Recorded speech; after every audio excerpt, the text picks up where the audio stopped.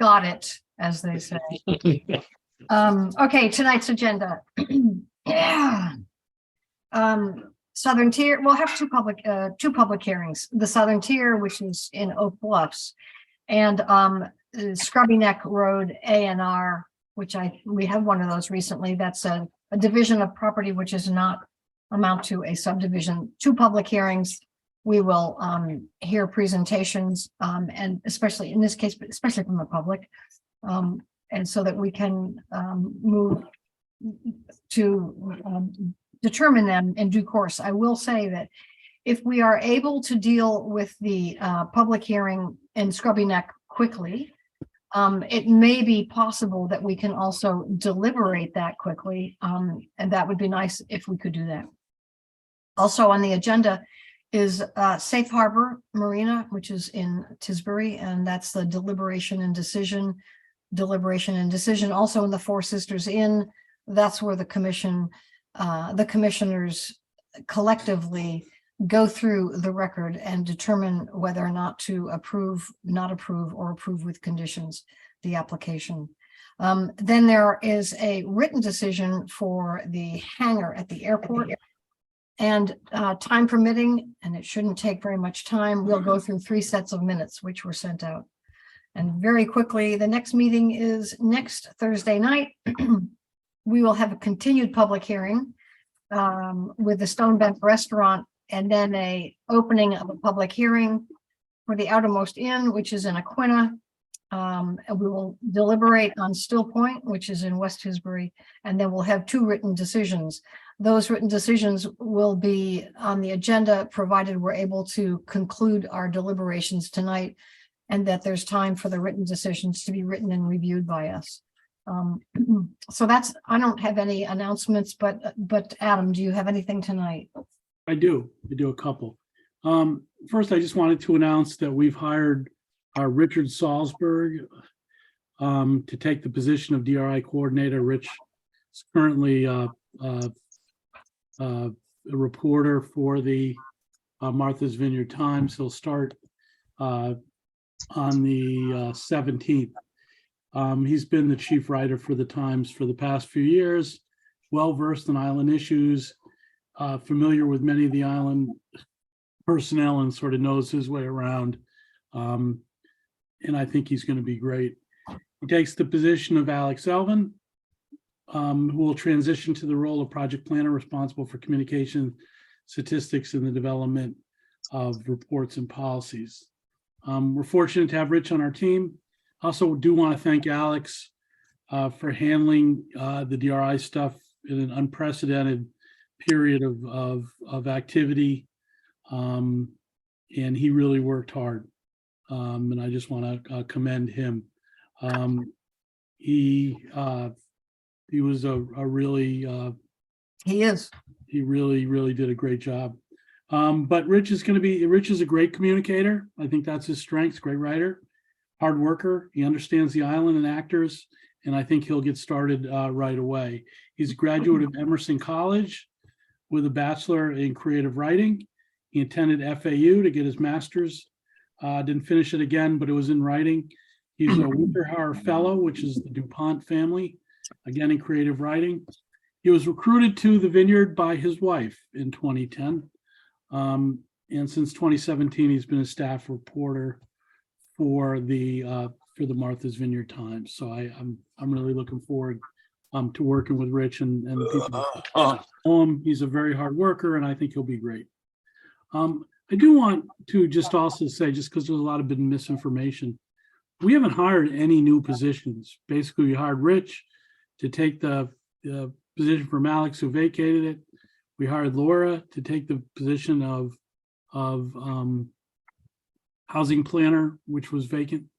Alex has taken a position that we had with Christina Mankowski, who was a grants coordinator in a historic preservation. We've restructured that project, that position, and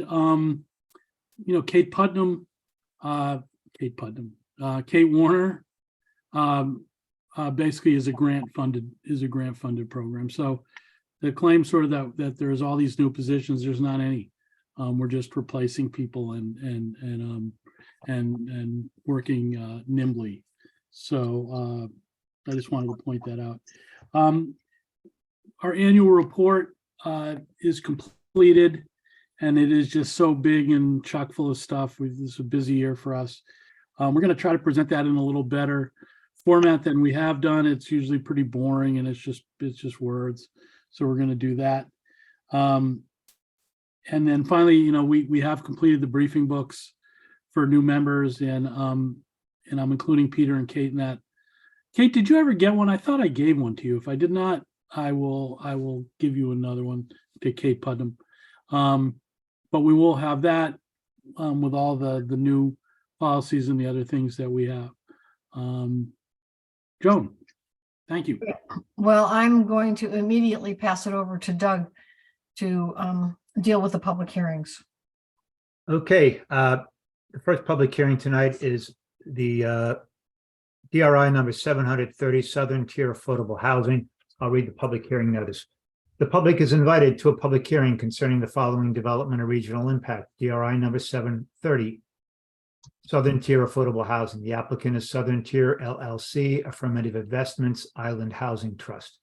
The location is 85 Edgartown Vineyard Haven Road in Oak Bluffs, map 50, lot 31. It's a 7.8 acre parcel. Proposal: the development of 45 multifamily affordable rental units. Date and time: Thursday, January 5, 2023 at 7:05 p.m. Place: online Zoom with the meeting ID and password in the public hearing notice. The application and plans are available for public inspection on the MVC website under the DRI link. Written testimony may be submitted prior to or during the hearing. Anyone who wishes to attend the hearing is urged to review the MVC's public hearing protocols at our website under the public hearing protocols link. Our website is www.mvcommission.org. In order to provide oral testimony during the hearing, it is encouraged for individuals to pre-register by sending an email to Alex Elvin at.mvcommission.org. This hearing is held in accordance with Section 14 of Chapter 831 of the Acts of the Commonwealth of 1977 as amended, and Chapter 38 of the General Laws of the Commonwealth as modified by said Chapter 831. This public hearing will be conducted exclusively using remote conference technology in accordance with Chapter 22 of the Acts of 2022. The applicant, interested parties, and the public may attend the meeting using one of the following methods: using an internet-enabled device with a camera and microphone, and the link is in the public hearing notice, or using a telephone. The telephone number, meeting ID, and password are in the public hearing notice. So we will do the first public hearing of 2023, Southern Tier. Our procedure is to first have the DRI coordinator give us an overview of the project, then hear from the applicant, and then take testimony from the public. I'm going to ask commissioners to hold questions until the applicant has completed their presentation. All you have to do is make a note to yourself, and then I'll take commissioner questions at that time. It's kind of disruptive to the applicant and to Alex if we're peppering them with questions as they're giving their presentations. Then we'll take testimony from the public, including first members of town boards testifying on behalf of their board. Okay, Alex, take it away. Okay.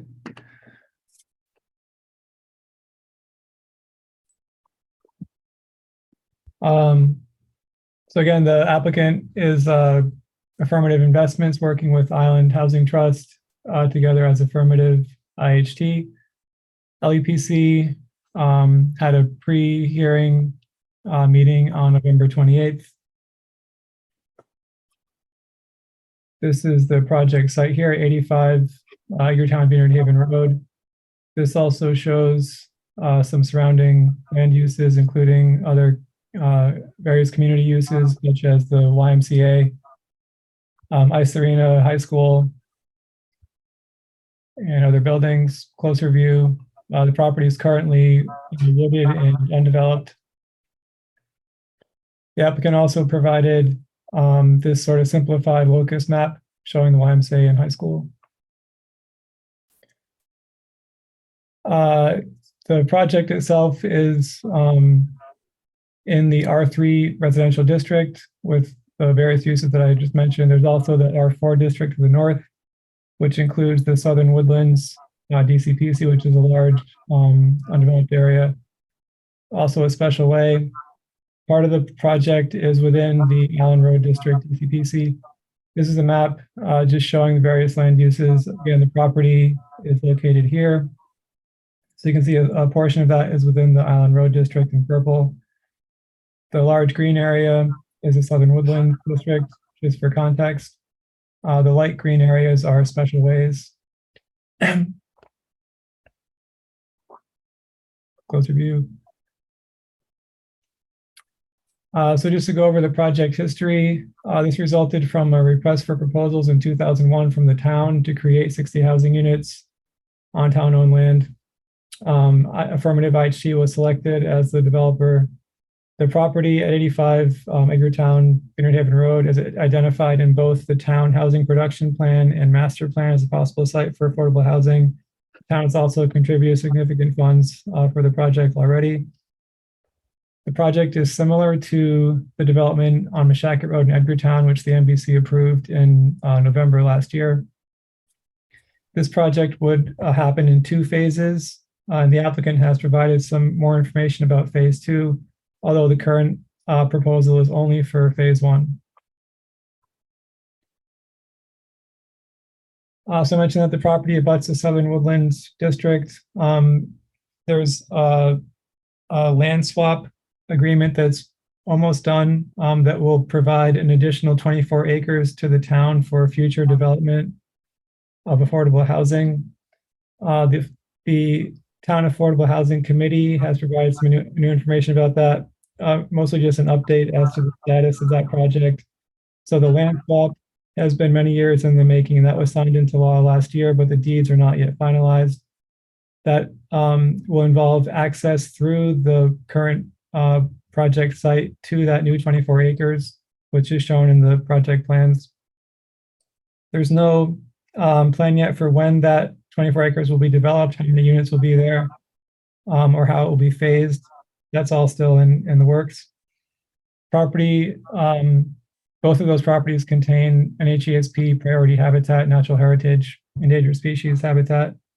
So that will limit future development. This is it's actually 23.67 acres that will go to the town for affordable housing development. So to look at the current proposal, that is to develop 45 units of multifamily rental housing that will be available to people with income between 30 and 110% of area median income. 68 parking spaces, various pedestrian infrastructure, community building. Part of the site will also be preserved, open space. The total build out, including phase 2, would raise that from 45 to 60 units and from 68 to 90 parking spaces. But again, this is just for phase 1. In phase 1, there would be 3 building types. You'd have the 3-unit walk-ups, the 6-unit walk-ups, and then the community building. And we do have floor plans and elevations for those. The applicant provided some more information about phase 2. Just for context, explaining that that will only happen when the town can connect to the sewer and provide enough sewer capacity for that. Again, it will raise the total units to 60. Similar design as for phase 1, but the sizes are not determined yet. Natural Heritage and Endangered Species Program provided a determination letter for the current phase 1 proposal that also incorporates phase 2. And the limit of work, so that's already accounted for in the NHESP documents. We have some new material since the LEPC meeting, which is listed here. This is sort of worked into this presentation. These are also links to these documents, so this presentation will be on the website and you can just link through this.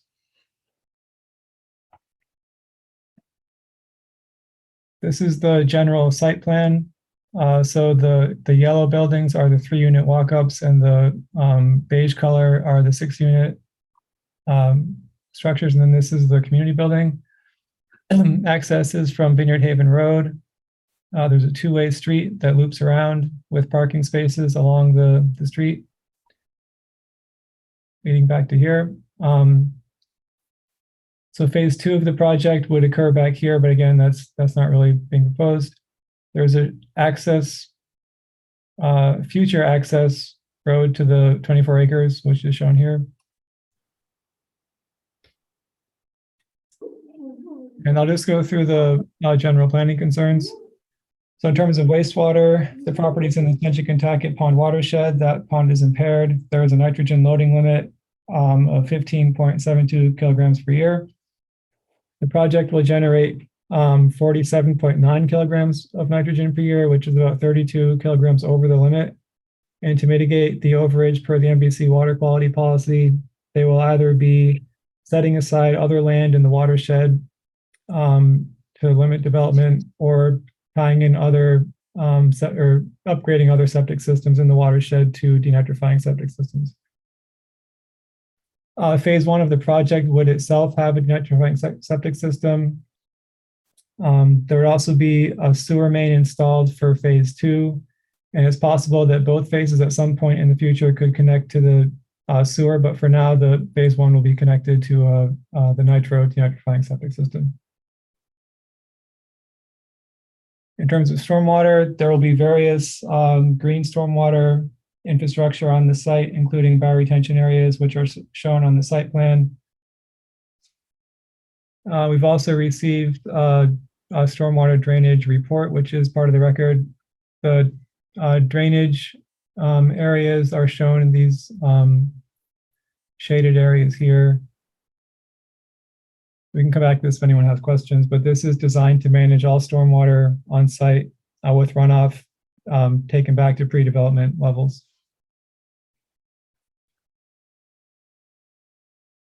The loop road would be bituminous concrete. The parking spaces would be, some of them would be concrete and some compacted gravel, and the walking paths would be stone dust in terms of site permeability. So in terms of environment and habitat, another planning concern, again, the property is contiguous with the southern woodland DCPC to the north, which is undeveloped habitat area. Most of the project site is listed as NHESP priority habitat, also listed as exceptional or important open space according to the NBC open space guideline data. The property is considered a wildlife corridor connecting the southern woodlands to the state forest to the south, although it should be noted that a main road passes through that area, somewhat limiting the connectivity. Most of the project site would be disturbed, although about 2 acres would be permanently protected. And we do have a general plan for that. In green here is shown the habitat per the NHESP listing. So most of the property is NHESP habitat, and that also connects to the Southern Woodlands District. Open space guideline data also listed as important or exceptional by the NBC. And again, this shows the extent of the connection between Southern Woodlands and the state forest to the south. Mass Wildlife, as part of the NHESP process, has applied conditions to the project, which are listed here. This includes monumenting or setting aside officially the area that will be preserved permanently, and other various compliance measures that will be taken. This is all in the record, so I won't go into it in any detail. Most of the trees within the limit of work will be removed, although the effort is to reestablish, the intent is to reestablish a natural vegetation community. The applicant will also review existing vegetation once the roads and buildings have been staked out to determine what specific vegetation can be preserved. We were asked to apply the open space preservation policy by the LUPC. So I'll do that quickly. Policy applies to building projects on more than 3 acres that involve subdivision. So this is more than 3 acres. The main goal of the policy is to preserve the most significant parts of a property in order to protect open space. And based on that, then to lay out the project to protect that area. Again, the entire property is listed as exceptional or important open space, and that guideline data is intended as a reference in applying the open space policy. And these numbers here are basically in this table, so this is a simpler way to look at it.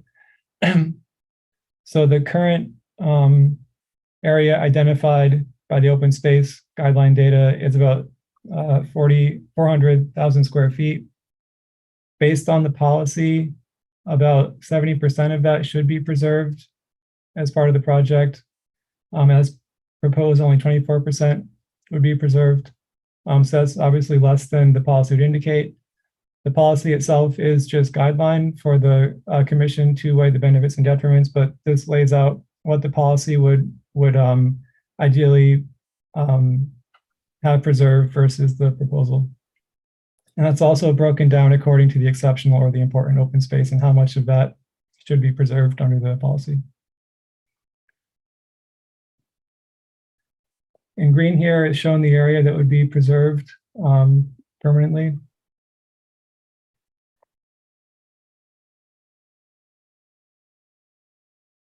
Moving on to traffic and transportation. Again, access would be from the main road.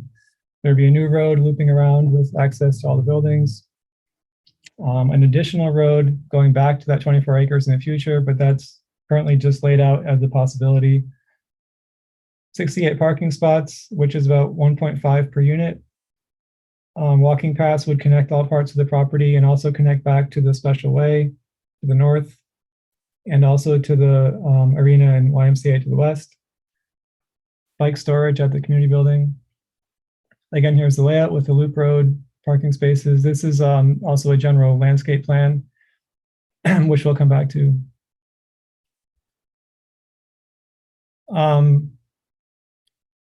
So as part of the original application, the applicant provided a memorandum from Howard Stein Hudson looking at development within the Edgartown Vineyard Haven Road corridor in general, including the potential development of this site. That estimated about 384 daily trips, which is about a 4.3% increase over average daily traffic. Also estimated AM and PM peak hour traffic. We had asked for a more detailed supplement from Howard Stein Hudson looking specifically at this project and the project impacts. That was provided early this month. The conclusions from the more detailed review are basically the same as from the earlier review, about 20 to 30 vehicles during the AM and PM peak hours, which is about 4% of the total peak hour traffic. Howard Stein Hudson concludes that the project would have minimal impact on the surrounding roadways, including the roundabout.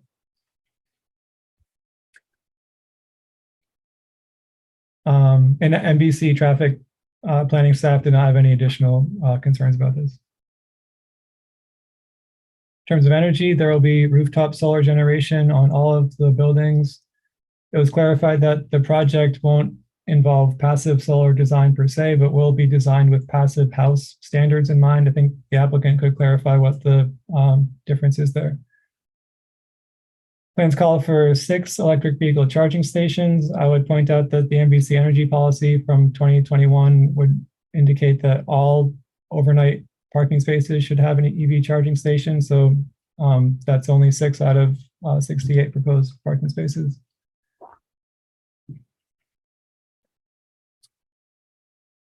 In terms of housing, again, 45 units, total of 85 bedrooms. AMI range between 30 and 110% in terms of income requirements. The community builders would oversee leasing management operations. That's the same group that would do that for the Mashakit project and that currently does it for Morgan Woods. The project would raise the town's subsidized housing inventory, which is an official list of affordable housing units in the town, from 5.5% to 7.5%, which is bringing it more in line with the state target of 10% under 40B, Chapter 40B.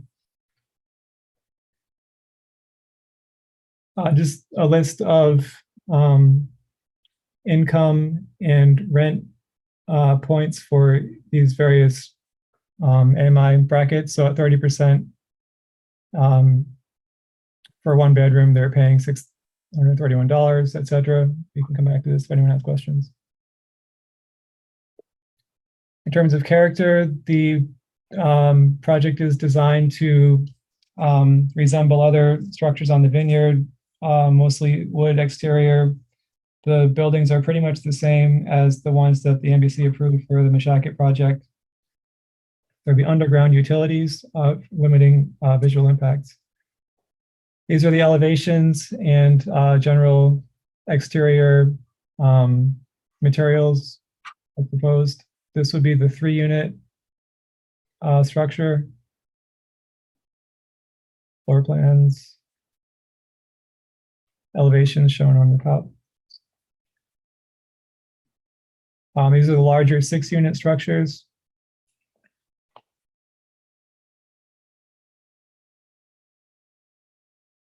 And again, this is all in the record.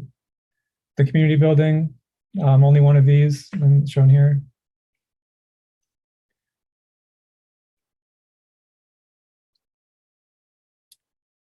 Two other slides here, landscape and lighting.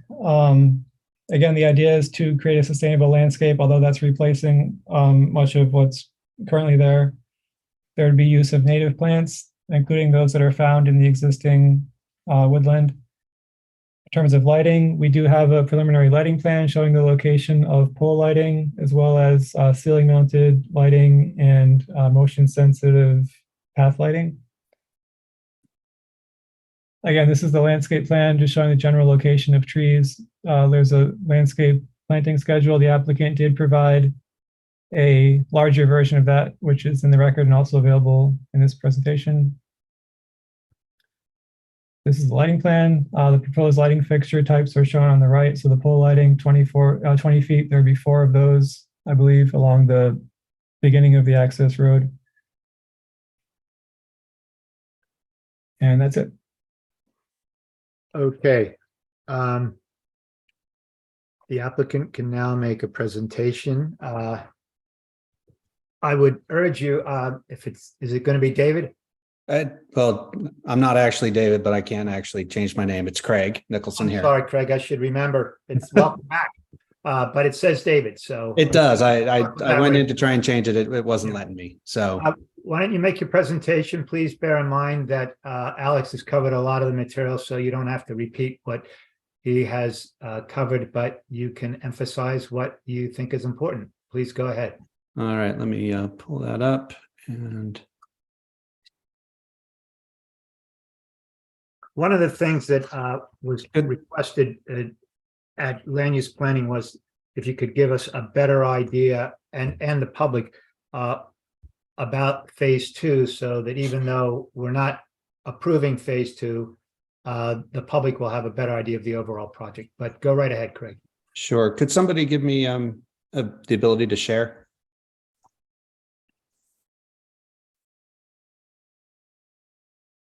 Who's the host, Alex? Is it Adam? I am not the host. I think Adam is. I could maybe reclaim those. Let me see. Adam, you around there? I got it. Hang on. Okay. Or Dan, is Dan around? No, I'm here. I I'm think just he- looking for his name. I haven't found it. I Alex, got did you reclaim I it? think Okay. he's. Okay, I think I'm in. I appreciate that. Thank you. Okay.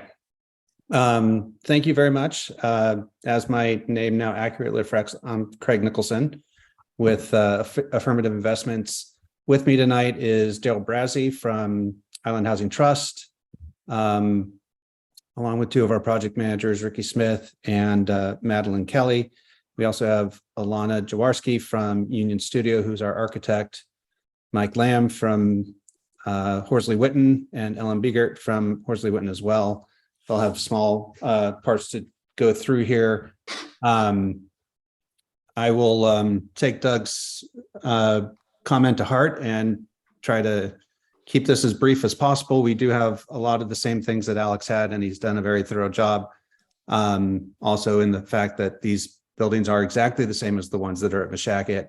I think it will be pretty obvious as we're going through it that we've done that on purpose to keep the projects similar and as a cost saving mechanism for design and ultimately construction. But with that, I'm going to actually hand it over to Daryl to talk a little bit about the background. And then from there, it'll go to Alana to highlight some of the items that did get brought up through LUPC and some of the things that you would asked us to address and clarify as part of that process. So with that, Daryl, why don't you hop in here? Okay. Thanks, Craig, and thanks all. And Alex, it was a good presentation, very thorough. Thank you. You made our life easier.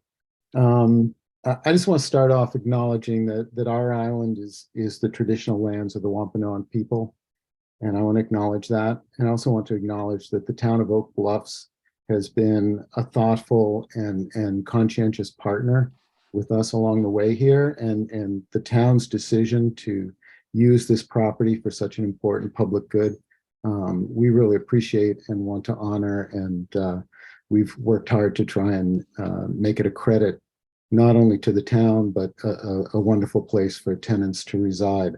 That's actually our major goal. I'll just give a couple quick figures. I don't think I have to tell anyone here about the need for affordable housing. We all kind of know it and live it every day, but it's kind of getting tougher fast, and a lot of our information actually comes from you all at the MVC. But just real quick, in the past decade, according to the report you guys did, more than 600 year-round homes have been sold to seasonal or investment property owners. And the median price of anything on the island is around 1.2 million, maybe even higher as I speak. And we all know the economics here. Buying into that at that price is pretty much impossible for anyone living and working on the island. The affordability gap for Oak Bluffs in 2020 was $651,000 between what someone can afford based on average income versus the cost of properties here. In 2012, it was 94,000 was the difference. So it's literally a 690% increase in 10 years in that affordability gap, what people are earning versus purchase price. So, you know, the fact that all 6 towns are stepping up in one way or the other is a real credit to all of them, and super need. When we met with the LUPC a few weeks ago, and Alex touched on this, a few questions were raised. So I'm just going to quickly highlight just a couple points just to reinforce that what we're proposing tonight is really to permit phase 1, the initial 45 units. And the reason we're doing 2 phases here is that until sewer comes to the property, DEP only allows you to have up to a certain size of septic system before you have to do a pocket sewage treatment plant, which is a very expensive commodity. So we're basically limited to 90 bedrooms until sewer can come to the site. And as most of us know, Oak Bluffs is working on getting more sewage capacity, but right now it has 0 available. So instead of waiting, you know, and we've heard estimates anywhere from 2 to 10 years that, you know, for the sewage capacity to reach the point needed, you know, it's like, okay, let's do what we can. And that's been the town's strategy as well as our recommendation. So we're essentially going for, with our units, it works out to be 85 bedrooms that fit within what we can do via a septic system. And then, of course, we're choosing the best septic system out there, which happens to also be produced here on the island, the Clean 2 system, that will bring our nitrogen levels down pretty close to what a sewer treatment plant actually will achieve. Sewage treatment plants are considered to put out 3 parts per million nitrogen, and the Clean 2 system in larger scale installments has been testing out at 4 to 5 parts per million. So whereas a conventional Title V system is 40 parts per million or actually more. It's considered by DEP to be 40. So we're doing all we can to do what we can now and try and keep it moving forward so we can meet these funding rounds. You know, I don't know if you all watching the news tonight, but Mayor Healy, Governor Healy, you know, has just appointed a housing secretary and stated it's a main priority. So there is funding that is going to be coming available, and we're even more so than now. And so we're racing to try and get to it. So again, right now we're just talking about phase 1 because we don't know when phase 2 is going to happen. And then there's also been a proposal, which is a good potential proposal of adding 3 more units in the attic space above 1-bedroom units above our smaller 3-unit buildings. And we've discussed this fully, and though we really like the idea, the sense is right now we really can't commit to it because of where we're at in these funding processes. So, you know, so what we're proposing now is going to be the 45 apartments that we've always proposed for phase 1. But if the opportunity comes and the funding comes about where we can add 3 more units, we will come back to you guys. And it's not going to change the site plan. It will just add a dormer on our 3-unit building. So it's not a big change. And, you know, we can come back to you all if we find a way to make that work. But at this point, it just can't be part of the mix. Daryl, can you do that within the nitro system without tipping it over into a package treatment plant? Yes, we have room for 3 more bedrooms. Okay, good. Oh. Go ahead. Sorry. No, I'm done. Oh, actually, I'm supposed to introduce the next person. Sorry, I thought I was done. I was done. So I'd like to introduce Alana Jaworski from Union Studio. And let me just say, Union Studio has been wonderful to work with, extremely thoughtful, extremely thorough. And this has been really a great process all through. So Alana will take us through some of the building and site questions, followed up by Mike Lamb, also talking about site questions. If I recall correctly, Alana's been before us at least twice before in the last 6 or 8 months. So a couple times. Thank you, Daryl. Good evening, all, and thanks for having us. So I'll walk through a couple of additional things about the site plan to add to Alex's obviously very thorough presentation of the project. The site plan really developed from a desire for us to create a neighborhood that is walkable, that's bikeable, that we really look at communal outdoor spaces and try to thoughtfully place them in throughout the neighborhood, and then disturb as little vegetation as we possibly can. It was a real goal in this project to maintain the vegetated knoll, and Mike will talk a little bit more about that in his portion of the presentation, and to really pull the kind of limit of work away from that space. As Alex mentioned, there's a single ingress and egress from Edgartown Vineyard Haven Road, and we're proposing a kind of a central vegetated island there. We also wanted to keep a natural buffer along Edgartown Vineyard Haven Road. So you can see there that we're trying to maintain a 50-foot buffer there. And it's both a visual and a slight sound buffer. We are proposing, of course, a connection to the shared use path at Old Holmes Hole Road. You can see there, which is, we understand, a very important connected network. And we really wanted to maintain the walkability through our site. So we have a number of pathways that connect people through the site and around, visually connecting them to the community building, which we really looked at as a kind of visual marker. In this case, we're orienting it in a way that we have a shared kind of open patio on the one side, which we thought was really nice, visually kind of connecting across some green space in the drive lane. Those pathways also connect to a bike, covered bike area behind the building. Thank you, Craig. There, so we really wanted to make that connection through. And then we also are including a pedestrian connection through to the YMCA, which would allow residents to walk more safely to the adjacent bus shelter. I will note, and I apologize I didn't before, we are orienting this, we rotated it from the previous slides just because of the scale. So you can see north is to the right. I apologize, I should have pointed that out.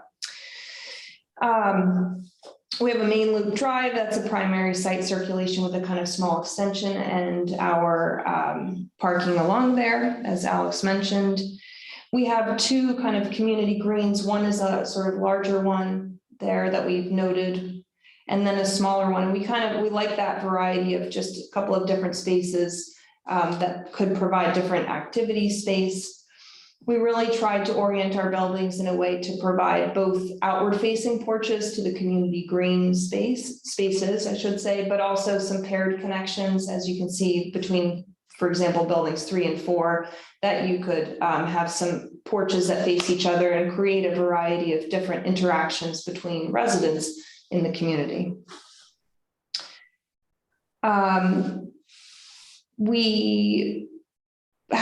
As mentioned previously, we have two building types. We have the 6-unit and the 3-unit, and then one community building, and that's really for an efficiency in terms of the construction. And we'll walk through those floor plans so everybody can see that. We have a couple of different outdoor spaces. So we do have some ground floor balcony or sort of patio spaces, I should say. And then on the 6-unit buildings, we have second floor balconies. So we are providing both communal space, but also some sort of semi-private outdoor space that's accessed through the apartments.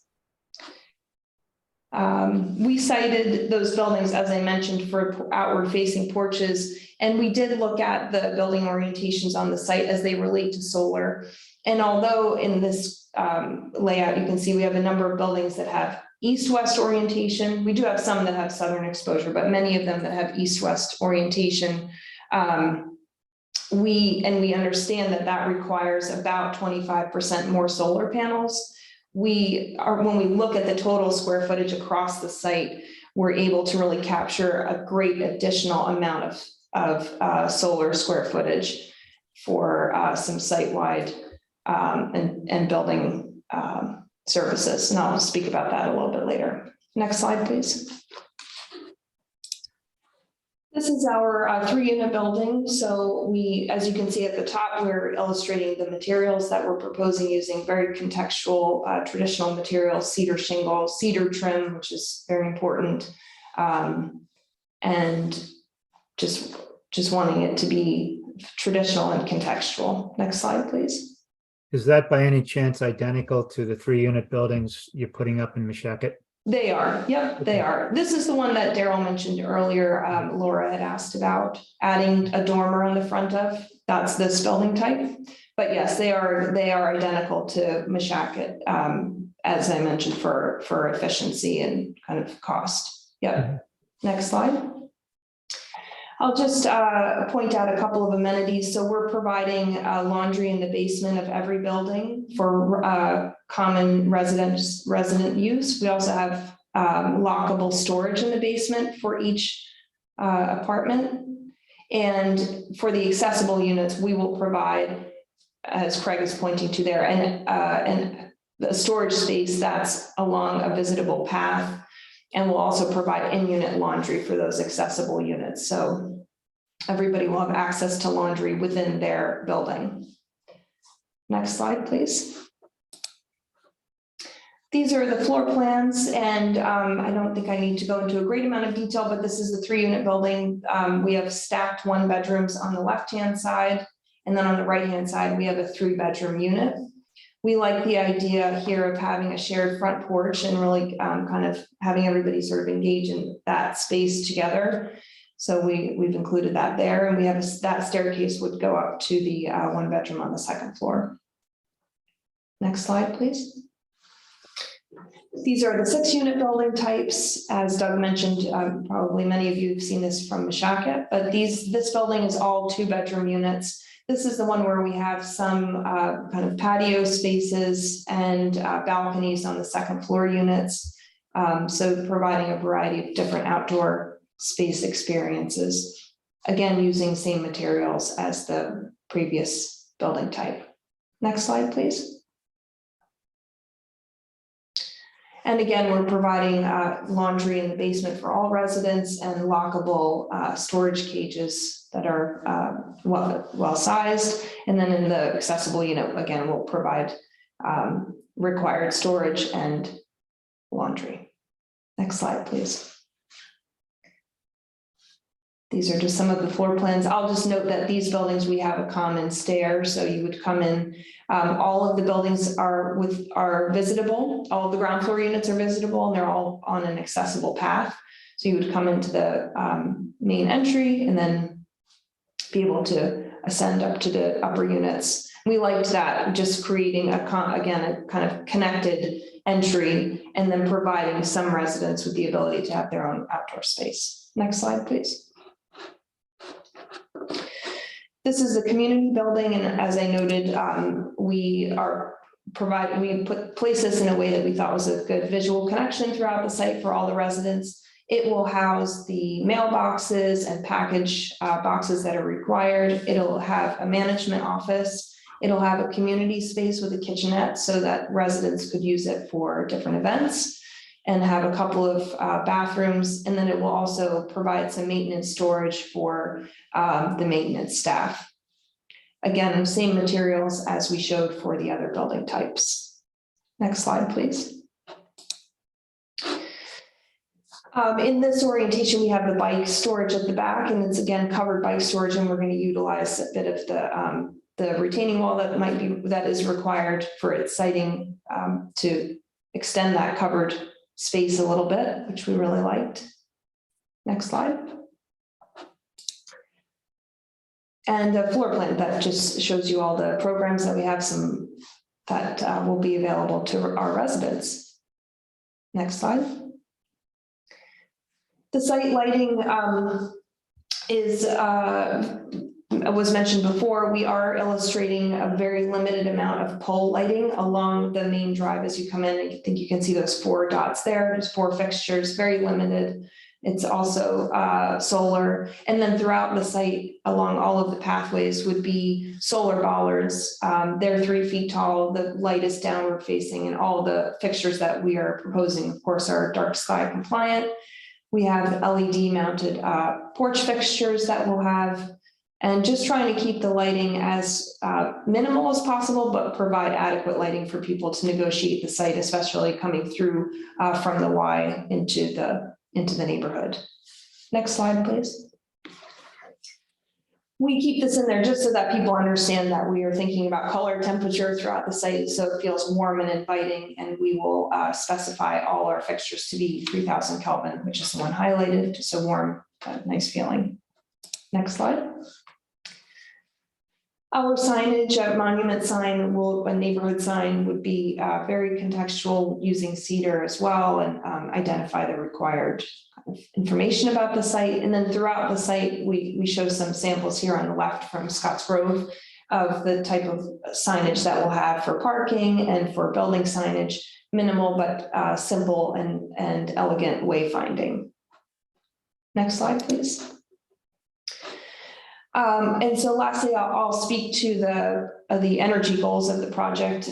As we've mentioned on Mashaka, we're working with Mark Rosenbaum of Energy Smiths on this project as well. And we will not have any fossil fuels. We're designing for a really super insulated and airtight construction, and we're aiming to achieve a HERS index of 40 or better. And we've really kind of buttoned up our thermal envelope design and working very collaboratively with our team. I'll note that we're providing enough solar capacity throughout the neighborhood on both the south and the east-west oriented roofs to provide energy for every building's centralized heating and cooling, for the hot water, ventilation, and laundry. And really the only energy usage that won't be covered by solar would be for individual plug loads for each within each apartment. So that would be directly linked to the amount of plug usage that the resident would have. I think the last would be just for me to clarify. I think Alex mentioned earlier about passive solar design, but we are not doing passive solar design. That is when you would design the building to actually collect heat through south-facing windows into thermal mass within the building. And that is not, there was maybe a little bit of misunderstanding that we might be designing that way. We're designing super insulated buildings with solar panels to provide electricity for the site. And with that, I think that's the end of my presentation, and I'll hand it over to Mike from Horsley Witten Group. Thank you all. Alana, before Mike starts, since Daryl addressed the question of adding the attic units in the three unit buildings. Is it possible for these buildings to be designed so that they could later be retrofitted with those attic units by adding a dormer, or is that just ridiculously complicated? We would need to look at that. We're part of our design is the thermal envelope, but also the compartmentalization of each individual unit and how we look at that and how we detail that really efficiently. So we would have to look at what the ramifications of that might be, because we would be penetrating some of that, and there would be reconfiguration required on the top floor units in order to make this work. So it makes more sense to do it up front. Yeah. But Daryl says you don't have the money for that. Right. Yeah, not at this time. Yeah. Okay. I violated my own rule, Linda, and I'm gonna let Mr. Lamb finish before I take other. Sure, absolutely. Go ahead. Great. Thank you for having us here. So I'll run through a few kind of big picture items here. I won't get into the details, but because I think that's already been covered. But this is our site plan. It's the overall site plan. The package also includes more zoomed in versions that have a little more information and dimensions. Same thing applies for the grading plans as well in the package. But an overview here. So the site does have a few constraints on it. So the zone 2 wellhead protection area is one of them, and that's in the bottom left of this is the area that's outside of the zone 2. The rest of the site is within zone 2. So you can see we've cited the leach fields in that location to have those outside of zone 2 as required. The other element is natural heritage, and the priority habitat line roughly follows the zone 2. It's kind of that same southeast corner there that's outside of natural heritage mapped habitat. So we've been working with them on that, and I think that's a lot of what's driven the site design as to where we are today. We looked at various configurations on the property, and it was determined, I think, through just design iterations as well as a site walk by many members of the development team and design team, and wanting to preserve this existing knoll that dotted line is a rough outline of the knoll. And so we reconfigured, providing the same number of units and parking and everything, and we reconfigured around that knoll, working with natural heritage on that, and I think the benefits of that were better than having this more spread out, because we're preserving this, like Alex said, 1.87 acres of permanently protected open space within that. And the hatched area right below the cursor there is this future road corridor that we have worked with natural heritage on also. So we've explained what that would be used for, that there will be no disturbance initially of that area, but that would be the corridor for the future roadway. And so we worked that into our application with them.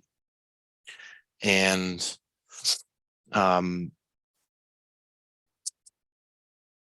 one piece to mention too, I think, on this is regarding the open space. Obviously, we were cognizant of that and also of the need to, provide housing, and we think we've achieved a pretty good balance here.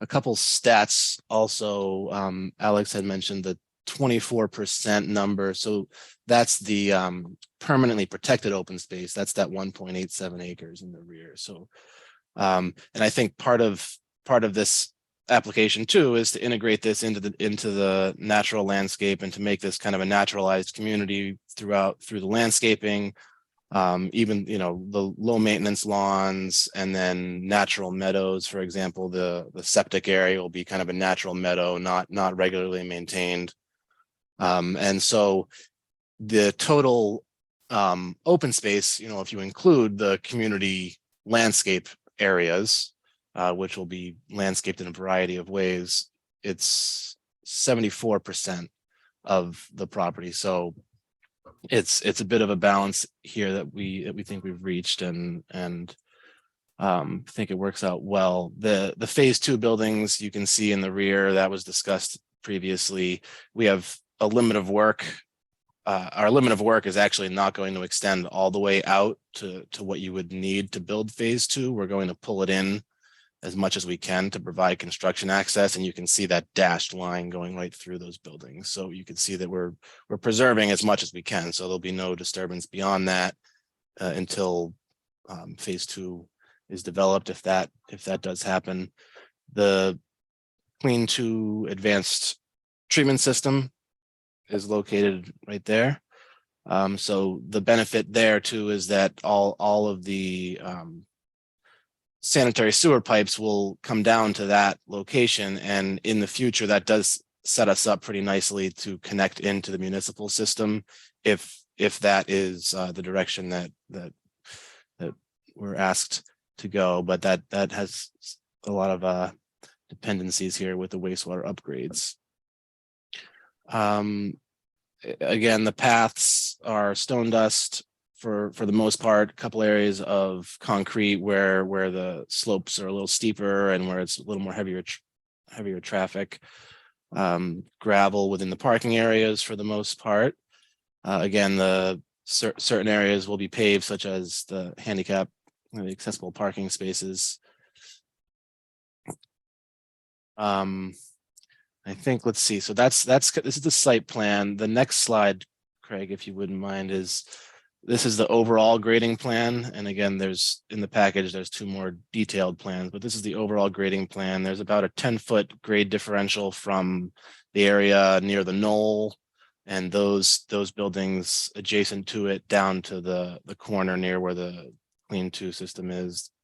So we have about 10-foot grade differential, and you can see how we're working with that. With the contours, and this plan identifies, you can see these stormwater management areas. So the stormwater management for the site was designed around green infrastructure for the treatment of all surface runoff. So we have these nice bioretention areas for surface water capture and treatment. And then there's a dashed line. Yeah, there's a few dash lines. There's one right there, is underground recharge system. And so these systems were really designed for volume and rate mitigation for the larger storms. So the small storms would be managed in the surface practices, and then we'd have overflows into these large systems. And that's all been designed so that rates and volumes are mitigated up to the 25-year storm. And we analyze the 100-year storm to ensure that any outflow there is low velocity and won't cause any erosion issues or offsite flooding issues. The utilities, we're not going to go into great depth here, but the utilities, there'll be public water that's brought into the site and looped around. The sewer system we've discussed, there will be brought to the Clean 2 system, and then we'll have underground electric, telephone, and cable as well, and we'll be coordinating with the various utility companies moving forward on siting the infrastructure there for that. And I think that I'll leave it off there. I'll turn it over to Ellen, who will discuss a bit of our landscape design strategy here. Okay. Hi, everyone. My name's Ellen. I'm a landscape architect with Horsley Witten Group. As has been discussed with this design, and what we're trying to do with the landscape as well is really create that balance between natural environment and the built environment, making a space for the community and people to feel comfortable with, but then still trying to balance it with areas that we're protecting and maintaining, as well as the plant species that we're using. So as was pointed out before, and you can see a little bit easier when there's color on the drawing, is that we're trying to maintain a buffer around the site. So towards the front of the property, as well as up near the YMCA, to create that visual and sound barrier to make people feel comfortable, try to make this feel like it's nestled into the woodlands a little bit more, as well as the area that we're protecting towards the back that was mentioned. From that, as you move in, we're using some meadow species and taller species to help keep the edges soft as well, and then also reduce the amount of lawn space and green spaces that need to be regularly maintained. So this would be mowing once a year, would have much more benefit for pollinators and other local insects as well. As we move into the site, that's where we have a lot more of the open green space that could be used for the community. So what Craig has pointed out with these open green areas, that could be quite a few different uses that would still use native species that are well adapted so that we aren't putting fertilizers and other nutrients onto the site. As well as the, besides just the green spaces, we're trying to use the native plants for our canopy trees, our foundation plantings, and then our bioretention areas as well. So trying to make that balance as providing shade with the canopy trees for along the walkways, as well as the parking spaces to cool the environment, but using species that a lot of them are found on the site or appropriate, such as pines and oaks, which are a lot of the species that are currently found. And then the same with the foundation plantings. A lot of the species that we're trying to use are currently found on site or are island native or island appropriate. Similar with the bioretention areas, we're using native species to help create some of the habitat and feeding for local insects, but then also using these as a buffer to kind of separate some of these green spaces from the vehicle lanes as well. So these would be more of the meadow species kind of mix in here to help filter some of our stormwater runoff, but still create these green separating areas in between hardscape and where people would be spending time in some of the green space. Also for a balance, we're using some of the vegetation to define community space versus some of the individual space. How Alana mentioned that there's these patios that people can come right out. So making sure that people feel like they have an area that's theirs, but still connected to the rest of the community, and using species that would be native. I think from there, I'm going to pass it back to Craig. Oh, I guess I lied. This, well, just as was mentioned before, in the overall package, there is a list, pretty much this one, maybe a few extra species of the plant species that we are trying to include. So not all of these are found on site because we are changing some of the conditions. So we have a lot more species that might need sun or might use in some of those green open spaces, but we are using a lot of species that can be found on site as well, so that it will require minimal maintenance. And now I will pass it back to Craig. Thank you. So this one is, again, this is specifically the delineation that we worked with NHESP on in regards to the protected open space, our limit of work, for their purposes, even though we still won't really be doing much in some of these buffer areas. And then obviously the road that would go back to the other 24 acres of the town. Really what I wanted to talk about here is kind of the sense of community that we're going to be working to build. As you saw in the presentation, these open areas, the community house, the capacity for biking, walking, connectivity to Old Homes Hole Road through the north, access across to the multi-use path across at Edgartown Vineyard Haven Road, access to the Y and the skating rink and the skate park.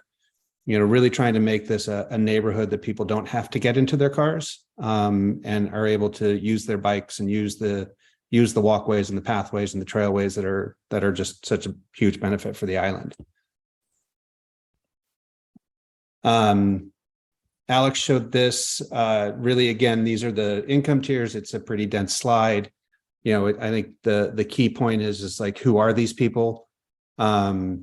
You know, for a 60% AMI, you know, family of 2 or 3 or 4, you know, a typical police officer, you know, patrolman is in that, you know, $55,000 to $65,000 a year range as a salary. So those are the types of people that are going to be here. You know, we will have some that are reserved for this below 30%.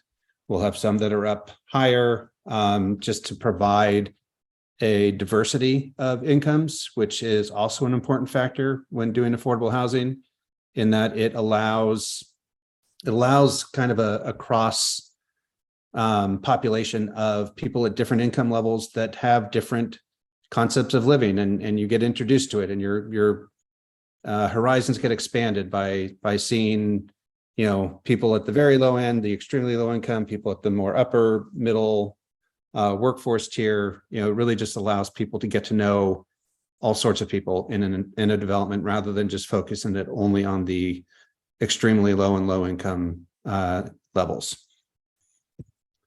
In terms of timing, Daryl mentioned this. It is important for us to keep this moving forward. One of the things that you'll note here is financing applications are due in January. They're actually due January 19th. One of the things that we get scored on is readiness, which means your entitlements and your approvals are in place.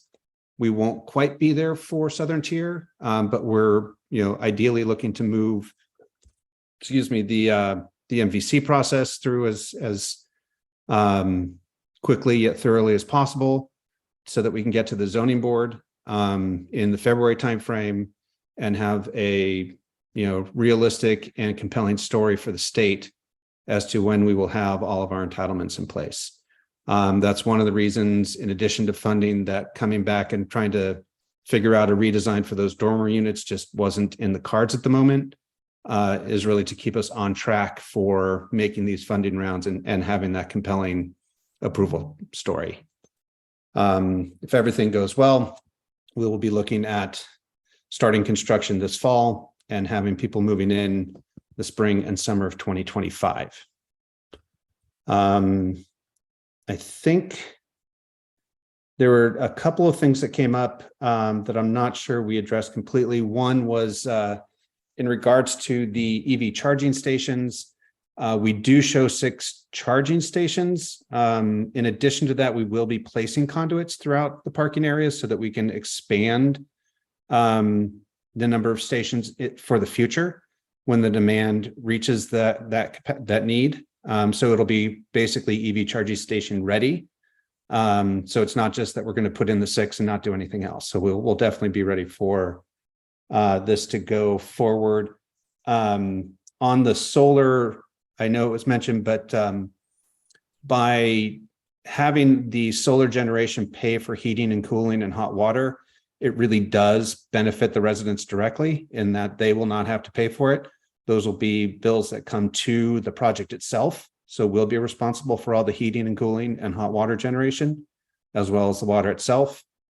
And then the units, the residents themselves will have a utility allowance that is factored into their rent that allows to offset some of that plug load, that some or all of that plug load that they do use. So really the goal of those income levels and rents is that no more than 30% of their income goes to paying for housing. And that also includes that utility allowance. So that's part of the 30%. I'm sure there are other things. I see several hands up already, so I will end this part of it and go to hand it back to Doug and go through any questions that you may have where we can delve into this a little deeper and answer those questions. Okay, Craig, thank you very much. I think that was pretty thorough. Between your team and Alex, we have a good idea of the project. I'm going to ask one quick question before I get to the four hands that are there. And it's just to confirm what I know the answer will be, but it belongs on the record. As in Mishakut, you will be wiring all of these units for cable, correct? Yes. And the community house, will it have a wireless available at no cost to the community?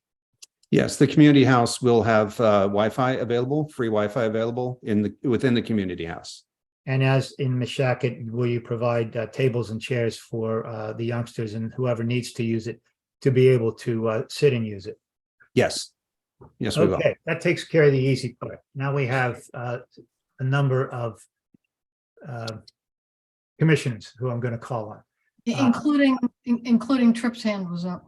Okay, Trips, you're number 5 on the list there.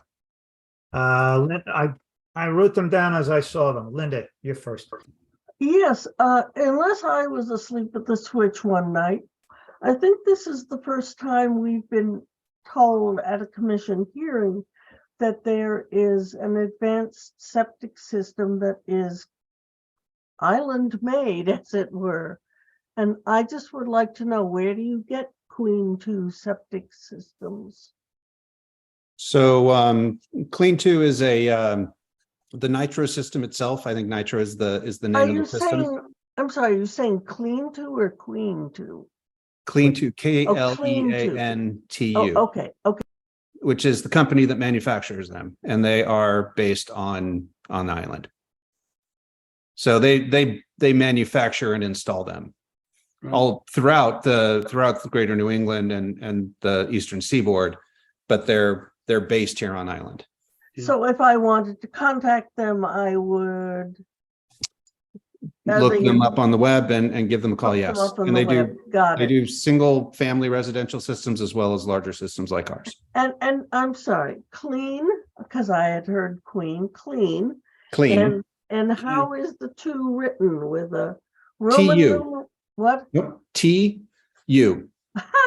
Yeah, Linda, you can contact me. I have all the information, all the contact. Well, no, I'm capable of going online. I just obviously would have been looking for the wrong thing, so help you. Yeah, the company is in Edgartown. They manufacture at Goodell's. Okay, Kathy was next. Mike may have answered this, but I was curious and I'm thinking of the road view, why the 2 6-bedroom units were right at the front by the road, and why I think the top one is 1 and the bottom one is 2. So I'm referring to unit 1 particularly, which is right parallel to the road. We haven't seen a view of the roadside view, what it looks like when you're turning in. But it would seem to me that the two smaller units would have less of a built environment look about them. So I just wondered if there was a reason for that. That is a good question. Let's see, Mike, do you want to talk about the reasons we went with the larger units the larger buildings up front? And Kathy, the buildings up here on the front are both 6-unit buildings. They're all 2-bedroom units in there. Right, right. They take up more mass. That was my only thought about it. Yeah, they are also fairly well set back from the road. So, you know, with this vegetative buffer that we have throughout here and set back, it's not likely that a lot of the view coming down the road is going to be of those buildings. But Mike, do you want to expand on that at all? Yeah, I mean, and Alana may have a little bit of input also, but I think part of this, the layout that we arrived at was after, you know, several iterations of reconfiguring the buildings and finding out what works and how do we configure this and how do we make sure that there's sufficient space between the buildings, between the parking. So it was really a balancing act to where I think it just it fit nicely on the site with how it all came together. So I think it was kind of a site design exercise in saying that those 2 6-unit buildings would be harder to Tuck into that. Yeah. yeah, and it would start to get tight in other parts of the site, and you know, if we were to push them back toward the knoll, it started to get tight there. So we kind of arrived at this layout, which seemed to accomplish most of the goals we were looking to accomplish. Okay. Yeah, and I'll just add, it's important for us that we present some kind of forward-facing or outward-facing experience. So rather than doing, let's say, the smaller buildings and have that be the back door, what we like about the 6-unit buildings is there's a little bit more variety. So for example, in the lower building, there's a balcony that's facing out, and then there's 2 porches that face into a pathway that people are walking past. So there's just a variety of different ways that people are experiencing that from the shared use path across the street. And so that's important in how we located those buildings and the experience of different sides of those facades. Yeah. Okay, thanks. Okay, Kathy, thanks. Next is Fred. Yes, I just had a couple of questions, and I think I know the answer, but I think it's important to get this on the record. As in the other development at Meshacket, can we assume that the level of finish is the same in all the apartments, and that there will be a mix of AMI incomes apartments in each building? So there isn't a 30% AMI building and 110% AMI building, but those are all mixed within the development? Yes, you're correct. The units, all of the interiors will be exactly the same. So it's not like we're not going to be doing something where the finishes of the 30% unit are significantly less than the finishes of the 80 or 110% unit. That's absolutely not what we're going to do. And then the buildings themselves will be mixed in terms of 30% units, 60% units, 110% units. So not only will the neighborhood be diverse in that sense, each building will as well. I think it's just important to let everybody know that I know that that's your goal. I think it's just good to let everybody know that. Yeah, thank you for bringing that up. Thanks, Fred. Next is Brian, and then Tripp, then Ben, then Kate. Yeah, a couple questions. Our primary goal here is for, affordable housing. What is the cost of the community building? I mean, this isn't a resort community in Florida. This is something that we want to make as inexpensive as possible for the tenants.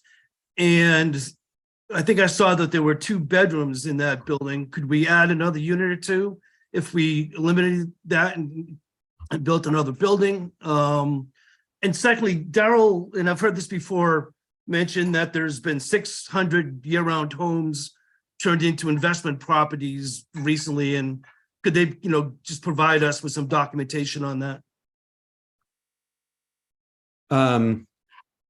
Yeah, so the community room, the community house doesn't have any bedrooms. It does take up some bedroom capacity from the wastewater standpoint because of the bathrooms that are required.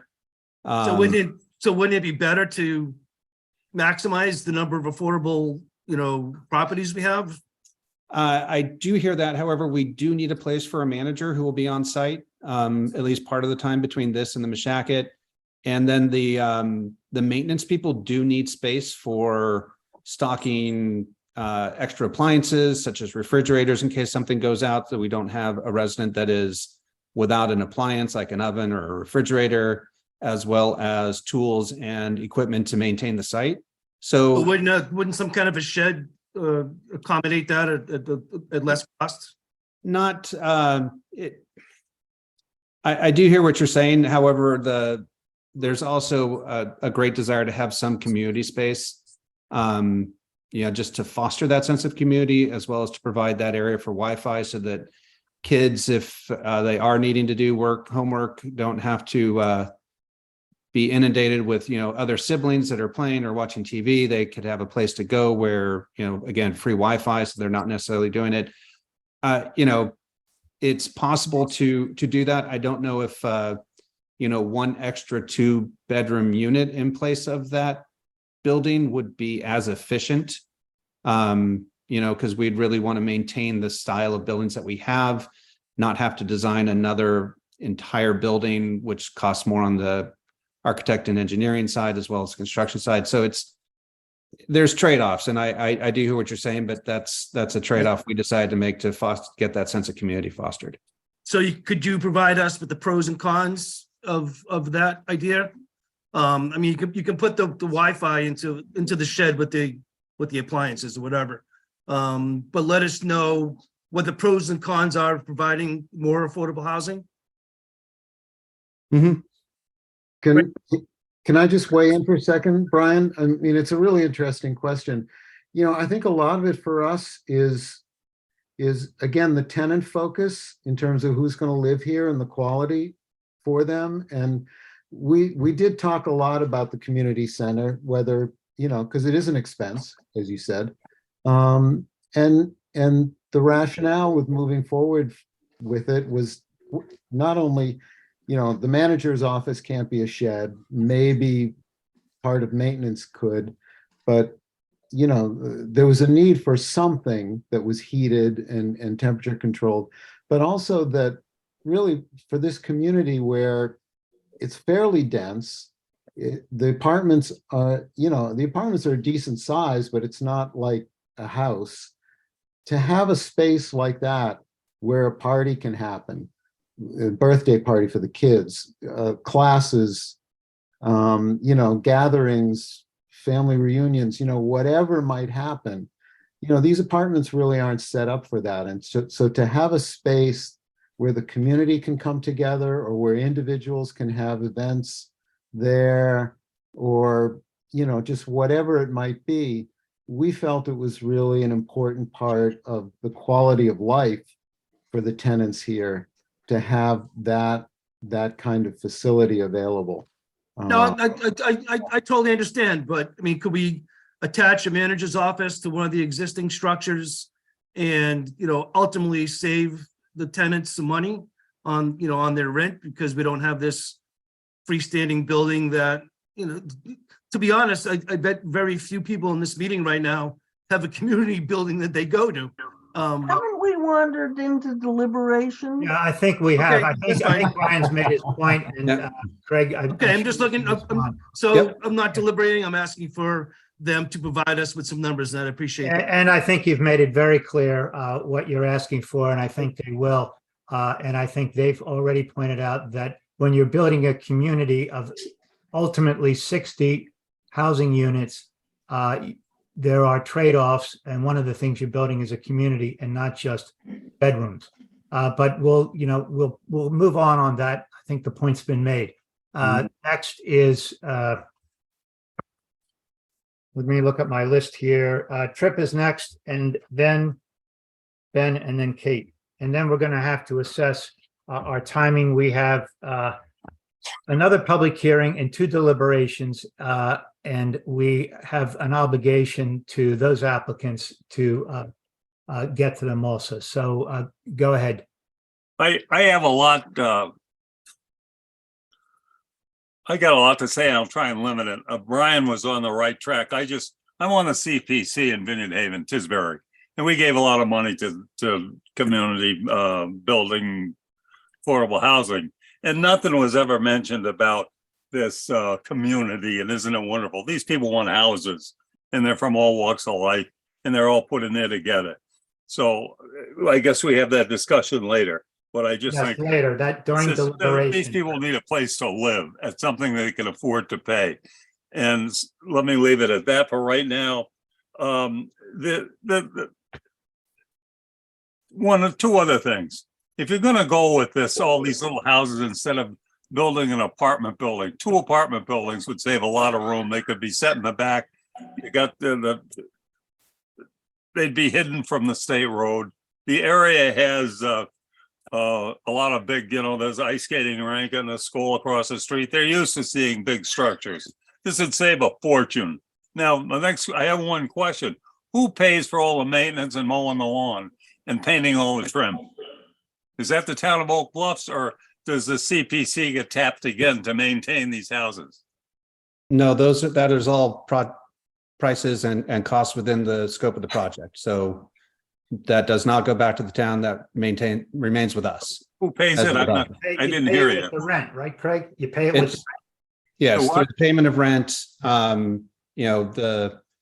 of the budget of office staff, maintenance staff, landscaping, snow, power, replacement So are you thinking reserves, it's like everything is all factored into that. And then we have a mortgage and other loans. All right. The other thing, I couldn't believe it. You want to put in electric car charging stations and that will be given free to the tenants. Is that true? We are still looking at various options on how those charging stations will be monitored and run. What we don't want to have are free charging stations where people outside of our residents come in and park their car and take electricity. I don't, affordable housing didn't include to charge a car for free. And I just wonder if anybody's seen their most recent electric bill, because it's twice as much as it was last month, and it's not going back down, that's for sure. But by God, I would think we tighten this up. At the worst scene scenario, I would take this picture and revamp it. If you want to look back at the thing you showed us. You're getting into deliberation. You're getting, if you have questions, ask the question. Did you consider just lining these houses up in a row so at a future date, because there'll never be enough affordable housing here, it would be easier to put a few more units in? I'm sure I won't get my apartment. Let him finish, Tripp. You've asked a question. Yeah, so we responded to an RFP where the town had certain guidelines and desires as to what was built on this. Their goal was up to 60 units, which is what we proposed, which is what they felt the maximum on this site should be. So we're working within the town, we're working within their zoning code to build buildings that are close to what is allowed. Because as it sits now, a larger multifamily building, which I agree would be cheaper to build, is not allowed. Yeah, not allowed. I don't think anywhere on the island, let alone. Well, I disagree with that, because it could be made to be allowed in the time it takes to finish planning. So I'm sure that the town and other people would cooperate in changing the zoning to make it possible, because it's not going to get better. It's going to get worse here in Martha's Vineyard. Again, that's deliberation and it's a policy. Yeah, okay. I mean, I don't know when we're going to deliberate this, but we got the guys who are building it here right now. And they're not about to change the zoning, Tripp. Yeah, let's do it. I mean, we're the Martha's Vineyard Commission and they want to put the affordable housing boys. Let's change the zoning. Christ, we had a place in the ice skating rink. We have no power over the zoning. Next is Ben. We do have a power. We're damn right we do. They'll listen to us. Ben, you're next. Yeah, just to be clear, the rent cost to the renters is fixed, and it has nothing to do with the cost of the actual development. Is that correct? Yes, it is. It is strictly income levels based on family size, based on type of apartment. Right. I'm going to follow up with Tripp. I think he's absolutely on target in what he's saying. I think we need to think seriously about the model that we're following, and we're doing this again, right? We just saw this at Mashakit and we're going to do it again. Are we going to just keep doing this same suburban sprawl type model trying to fit this into some outdated single-family home aesthetic that it's not. We got to seriously start thinking about that. Otherwise, we're just going to eat up valuable open space. This is valuable open space. That's what our open space policy is telling us. And we're throwing it out the window to develop an expensive model for affordable housing. And we need to work on that. That's not going to work if we're going to be developing more and more of the island in this fashion. A couple quick points. Losing 25% of your solar, that's a big loss, not having south-facing roofs. I think you guys definitely need to take a look at that and see if you can just rotate some of those buildings and gain back some of that south-facing roof. If you're going to provide solar to the homeowners, it's to your benefit not to waste it. And we can't be wasteful with things like that. One question I did have is if that road is continued, the current road layout, is that designed now to absorb whatever would happen behind there in the future? The road that is not to be built until they do something back there? Yeah, the portion that you're building, is that going to be able to handle whatever traffic comes from behind there? Yes, it'll be built to a standard that the town accepts for its current use, as well as understanding what could possibly be back there. As in addition to that, we've committed to undergrounding the utility connections that they would need up to the point that we develop the roads, that they're stubbed out to there, to not have to us disturb the road when they're ready to move forward. And is that that layout that you have, that sort of the what would it be, the east side of that knoll, have you looked at what grading would have to be required to extend that road and the impact on that open space that is, within the priority habitat and out in, I'm not sure how you get around the less than 5 acre take. You guys are right at the limit there. Yep. Point of order, we're in discussion. It even says discussion on the screen. We haven't had public testimony. Yeah, that's We're not getting, I think he's raised a question and Craig can answer the question and then we're going to move on. yeah. Sorry, that's my label of discussion, not yours. Yeah, it's just part of your slideshow. That up. Yeah. Yeah, we have actually looked at the grade over there. It's actually quite flat, which is why we had opted for the road to be on that side rather than in another place on the property. So it slopes down and kind of flattens out for where that road is. So the amount outside of the road itself that would need to be disturbed is minimal, probably the most minimal that we could do right along that route. And how is the NHESP thinking about that property outside of your limit of work? So they have an agreement with us, and we've made an agreement with the town that our limit of work is the 4.98 acres within what we're showing. If the town uses that land to develop the 24 acres, because that's still not a given, then the town and NHESP will work on the mitigation, including that land as they move forward. All right, thank you. Okay, Kate. And then Ben, I do want to point out, we actually have more solar capacity by going with the east-west facing roofs. It just takes more panels to generate it than if we just did north-south. That's my point, is you're using more panels than you need, which is just wasteful. We're not going to be able to build our way out of this energy transition with solar panels if we're wasting them in ways, this is new construction. This isn't an existing building that happens to not have good solar orientation. Right. You guys have an opportunity to get the solar orientation right this time, not waste panels. That's my point. Okay, Kate Putnam. Yeah, Ben has sort of stolen a little bit of my question, which is I did want to understand the orientation relative to the efficiency of solar panels on these buildings. And if there is any intent to put dormers on the roofs of any of the buildings, how would that impact the positioning of the solar panels? I don't know that you can answer all of that right now, but I think that's important for us to understand. Sure. So if we do, if we were able to put dormers in there, and again, at this point, we're not looking like that's a possibility, it would, of course, eliminate any solar panels that could go on that section of the roof. Actually, it wouldn't, Craig. It just changes the pitch. And That's right. yeah, but it's still available for solar panels. Oh, so you're thinking, you're, okay. I Yeah, see what a you're full- going A with. full shed dormer. Yep. Shed dormer, not dormer Yeah, windows. just like on the 6-unit building, basically. Yeah, okay. I was using a different type of dormer in my head. So it would, apparently I'm corrected, it would not impact the amount of solar that we could do. And then the east-west orientation, you know, I understand where Ben and you are coming from in terms of it reduces capacity on a per panel basis. However, you know, we're also looking to create that sense of community with common green, with accessibility, the way the paths work to make sure that all of the first floor units are visitable. So there's thoughts beyond just the solar, and where we're trying to incorporate more of a livability for the residents.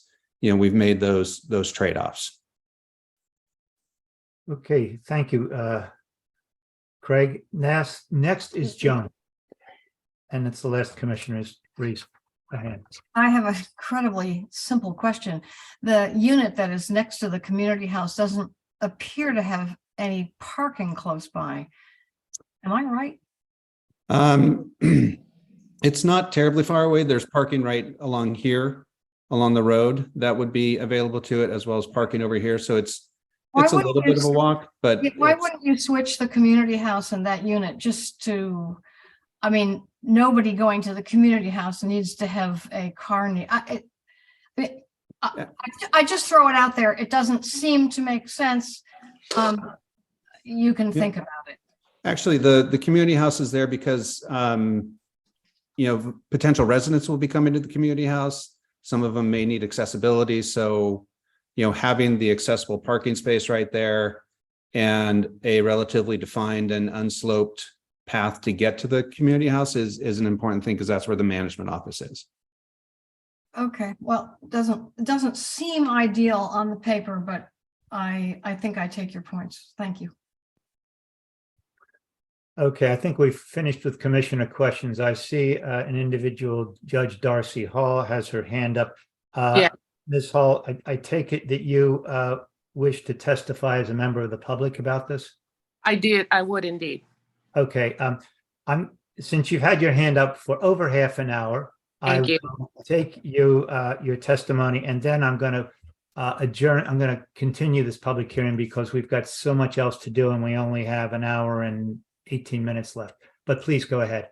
Fair enough. I'll endeavor to keep this brief. I am a resident of on Gamble Road. My property, along with my neighbors' properties, are immediately adjacent to the proposed project. And while I commend the efforts, it seems, that people have taken to ensure that they have given great care to the community that you intend to create, it does seem that in some respects, you have fallen down on the community that already exists adjacent to the project. Most specifically, and I appreciate that the road is not part of this project, but it's been mentioned, and there was some reference to approval processes starting to take place. The proposed road that runs parallel to this project is 50 feet from my neighbor's yard, from my neighbor's home, rather, but exactly adjacent to our homes. We built our homes, all of the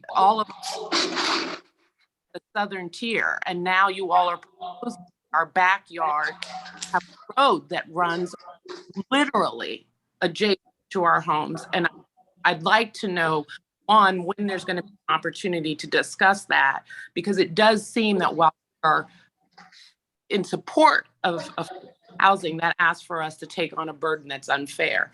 Two, with respect to the community house, and this again is consistent with my concerns about the larger concerns, why did you all place the community room where, as one commissioner stated, or I think one of the speakers stated, that people could have reunions and parties? Why did you place it on the east side of the proposed lot as opposed to the west side? Because what will happen is we will get the noise of the parties and the reunions, as opposed to it being the west side closer to the YMCA and areas where there's already traffic.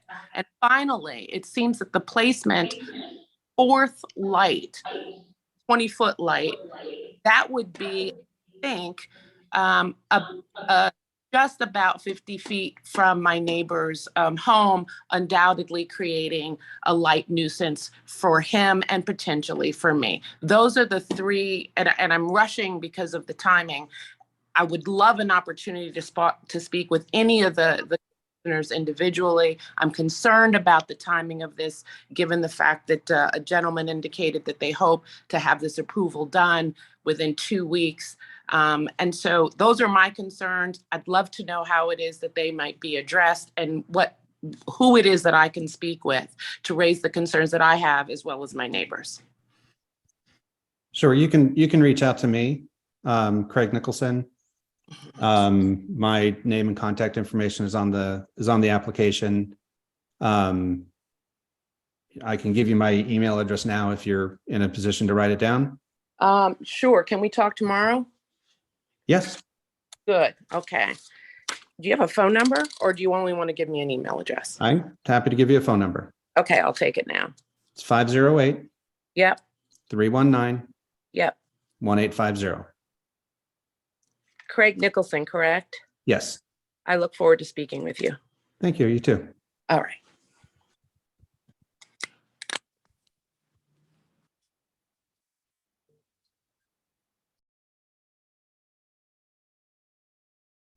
Doug, You're muted, Doug. can't hear you. I got muted. I think your testimony has raised three important points. I think they are worth response by the applicant. I'm going to ask the applicant, because of the limit of time we have, to respond to them at the beginning of the continued public hearing when we reconvene. It did occur to me, I mean, why do you need a 20-foot high light pole? I should point out that the proposed road is not part of the project now, I don't think, but certainly, I don't know where else you could put it if we go with this. So I think you really do, Craig, have to explain why that is where it is, given its impact on the neighbors. I think that's a reasonable point to respond to.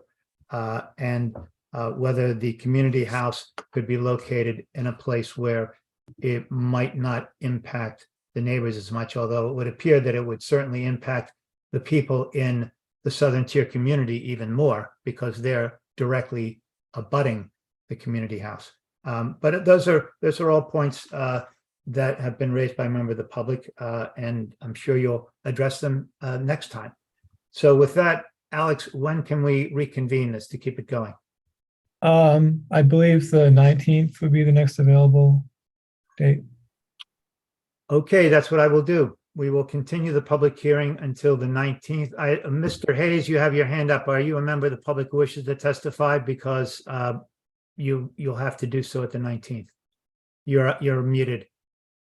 Can you unmute? You're muted.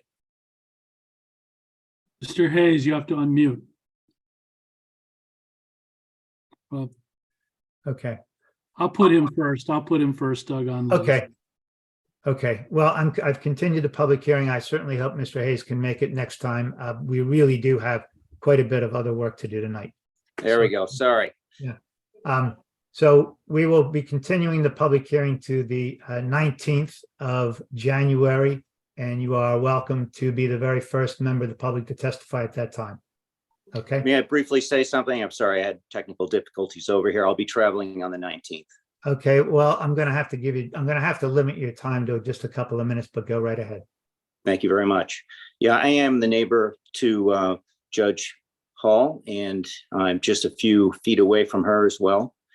And I too am very concerned with the roadway that would be cut in on the east side of the knoll there.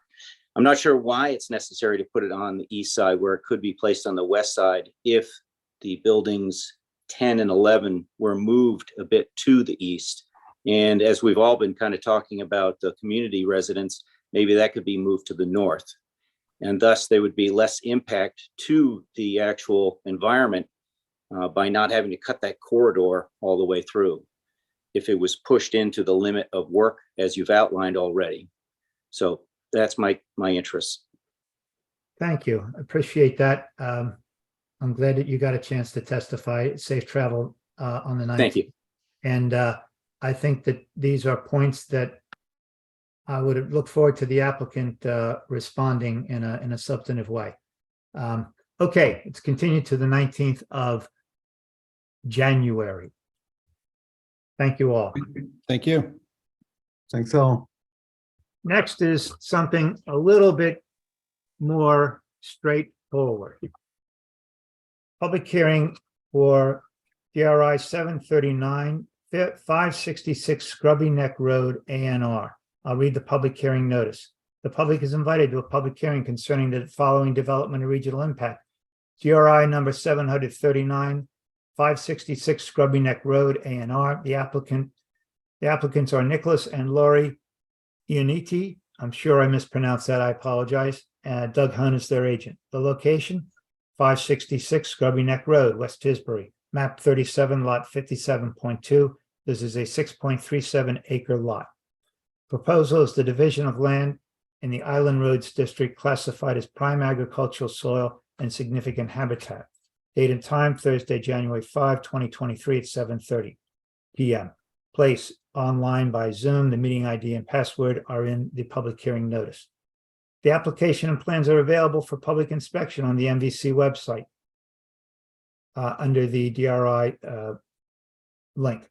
Written testimony may be submitted prior to or during the hearing. Anyone who wishes to attend the hearing is urged to review the MVC's public hearing protocols, which are at the MVC website, www.mvcommission.org, at the public hearing protocols link.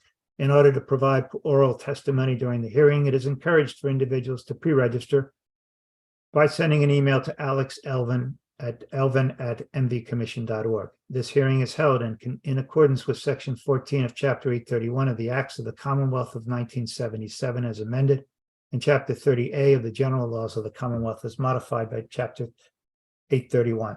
This public hearing will be conducted exclusively using remote conference technology in accordance with Chapter 22 of the Acts of 2022.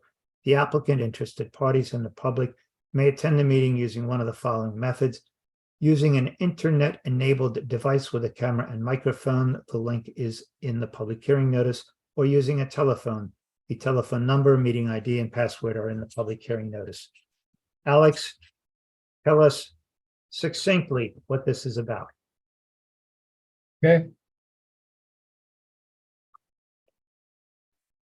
This is a proposed approval not required subdivision known as an ANR subdivision, which triggered various items in the DRI checklist, which I'll go through. The applicant is 566 Scrubby Neck LLC. Doug Hunt is the agent. So the LEPC discussed this in December, waived an independent traffic study.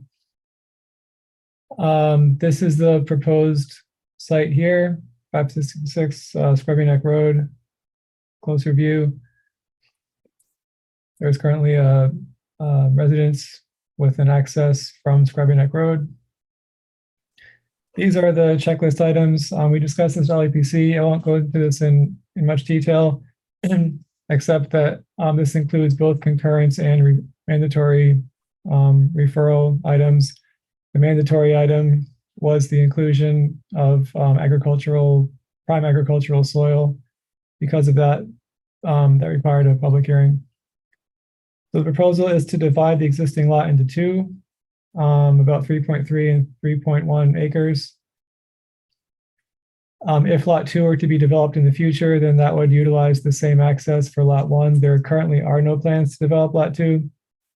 And the town planning board and applicant have stated that regardless of the subdivision, another house could be built on that land because of the size requirements under town zoning. So here's the proposed subdivision plan. So you'd be creating lot 2. as shown. So there's some new information since LEPC. We've clarified some of the considerations for habitat and the soil designation. We also have a letter from one of the abutters to the west, raising concerns about the possible impacts of future development, including possible increase in traffic and noise. But again, it doesn't appear that this subdivision would allow for any more development than is currently allowed on the property. In terms of the habitat and soil designations, most of the property is considered Biomap 2 core habitat. Biomap 2 was a state designation aimed at helping governments and other organizations, prioritize the preservation of habitat. It's grouped into two categories: core habitat and critical natural landscape. The core habitat is specifically indicated in the DRI checklist as an indication of significant habitat. So that was that triggered one of the concurrence items. This has been considered biomap habitat since 2001, when that data was first released. In terms of agricultural soils, that data has been basically the same since 1986. However, it's not clear whether this property has ever been farmed actively, at least not in the recent past. The applicant has stated that there's no evidence of that going back to at least the 1970s, just for context. This shows the biomap areas. This is the property in the middle. So the core habitat is shown in the hashed layer, and then the other intact landscapes designation in the yellow layer. So most of that property is in both of those areas. It's also listed as, it's hard to see here, but either exceptional, advisable, or suitable open space in the NBC open space guideline data that we discussed before. Also contiguous with other open space in the area, including the Long Point Wildlife Refuge to the south. This map shows the extent of prime agricultural soils. This is the property in the middle here. That's entirely within what's designated as prime agricultural soils. The DRI checklist includes this map, which is basically the same. And overlaid, you can see it is the same for this area, which is why it triggered that item. There's also a layer in our GIS database, which would indicate that this agricultural soil is suitable for pasture usage only. So just further context. The town planning board has stated that they would consider the impacts to this to be minimal in terms of impacts on the road, and that they would easily be able to determine a permit on their own without NBC review. That was before we knew that it required mandatory review and referral. So staff has not indicated any planning concerns other than the fact that it is listed as agricultural soil and important habitat. But again, as far as we can tell, this would not affect the amount of development that could occur on the property without the A&R. So that's our staff overview. Thanks, Alex. Mr. Hone, would you like to add anything? Only to enforce kind of like what Alex said, is that based on West Tisbury's zoning, this lot has over 6 acres of what they call buildable land. And if you have over multiple times the minimum lot size of buildable land, which is the minimum lot size is 3 acres, you can build one unlimited size dwelling per 3 acres. Except subject to their residential house, their new residential house bylaw. So this property could have a second dwelling of unlimited size, subject to their new bylaw about house size, whether it's subdivided or not. The subdivision, all that allows someone to do is to eventually, if they wanted to, sell the vacant lot. But it does not allow them to get any more square footage or any more buildings than they could now. And Ben brought something up at LUPC, Ben Robinson did, about whether subdivision gives them the ability to have more square footage of residential dwellings. I went through the West Tisbury residential building size bylaw today, checked the size of the existing dwelling, and there is no difference in amount of square footage that can be attained by either building a second dwelling on the full 6 acres or subdividing the property into 2 3-acre lots like we're doing and building another dwelling on the other. The exact same square footage limitations apply either way. And the planning board was very happy. Scrubby Neck Road's a special way. The planning board was concerned about additional cuts off of a special way. We said, we're not going to create another curb cut off the special way. We're just going to use the existing driveway, create a driveway easement so that both lots will enter in the exact same place that the current driveway is. The vacant lot up front can turn into the vacant lot wherever it feels like turning into the vacant lot, and there'll be no additional curb cuts. So I don't believe, and I've talked to Joe Tierney about this also, the building inspector, and what's his, I don't believe that dividing the property gives them the ability to do anything more in terms of density or square footage than they already can do. It only gives them the ability, if they want to convey or sell the vacant lot to somebody else if they decide they want to do that. So I believe that's, and the planning board I've been to a couple times on this, and they wrote a letter that you have a copy of. They wrote a letter to you guys. You have a copy of that says they have no problem with this, basically. So that's basically it. Okay, we have 2 commissioner hands up, Joan and then Ben. So just a quick question, Doug. I'm assuming if you do not subdivide it and you put a second dwelling on it, that both houses could then also have a guest house? No. If the way I read the zoning in West Tisbury is, if you want to put 2 full size or unlimited size, subject to the bylaw thing, dwellings on there, you cannot have a guest house. You can have 2 houses that are limited by the residential house bylaw, but no guest houses. And the same thing happens if you subdivide it. If you subdivide it, now we're creating 2 3-acre lots. West Tisbury's current guest house bylaw says you need 4.5 acres per lot. So we would not be able to have a guest house. So it's exactly the same either way. All right, thank you. Ben? Doug, have you submitted anything based on the math that you just did? No, but Ben, if I read it today again, I read it before and I wasn't prepared to answer your question last time. So I read it again today. Basically, it says either subdividing the property or being able to build other buildings permitted by right. You are allowed to do under the residential house bylaw whatever you'd be allowed to do per building. So, and the current building that's there right now is under 3,500 square feet. It's actually under 3,000 square feet.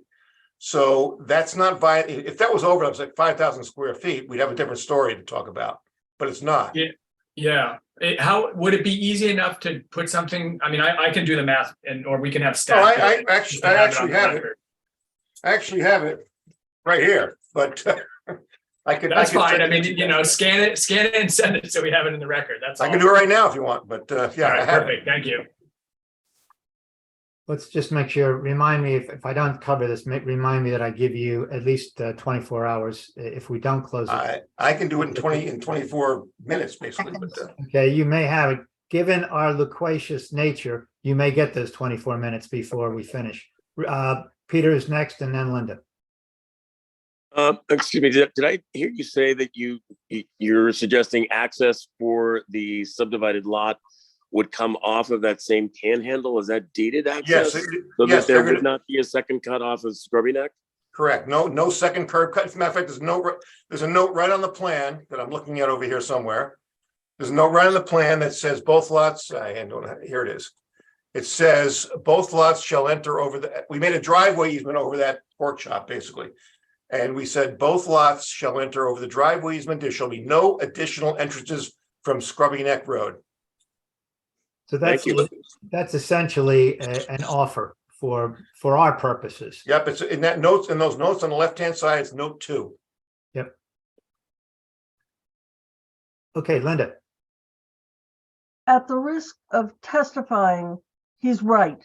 I've just gone through, we have 2 adjacent properties. We've just gone through changing a lot line. We've just been deep, and Doug will know, once before we were even deeper in the obscurity of West Tisbury's bylaws. This is really the way it's written. If you got 6 acres, you can have 2 major houses, no guest houses. You could have a major house and a guest house. You can subdivide the thing and have 2 major houses, neither of which is allowed to have a guest house. Correct. I believe Mr. Hunn's office did the plan for that, actually. But moving right along. Any other commissioner questions? Okay. Doug, how many minutes do you need to get that into the public record, the written record? Well, I probably should actually clean this up. It's my hand Okay. scratching from when I did this before, so Okay. I can send you this and then explain it to Alex when he gets it. Well, you know what, you're going to have the time. If we didn't have 2 reasonably substantive DRIs to deliberate on and decide tonight, and a written decision, I would be inclined to urge the commissioners to vote to go directly to deliberation and waive public hearing LUPC. It would be nice to get that done for you all tonight. Could you do that subject to me getting this to you like by first thing tomorrow morning? Well, no, because we just don't have time. Even at our best, it would take us 15 minutes, I would say, and we rarely are at our best. So I'm going to close. Oh, wait, no, I have to ask members of the public. Do any members of the public wish to testify about this? Doug, we could waive the post-public hearing LUPC. Well, so that we don't, so at least that's not on our table. we could do that, but we wouldn't, we certainly wouldn't want to deliberate tonight. We just don't have time. That is correct. Yes, but Joan is right. We can waive the post-public hearing LUPC and then deliberate the next night.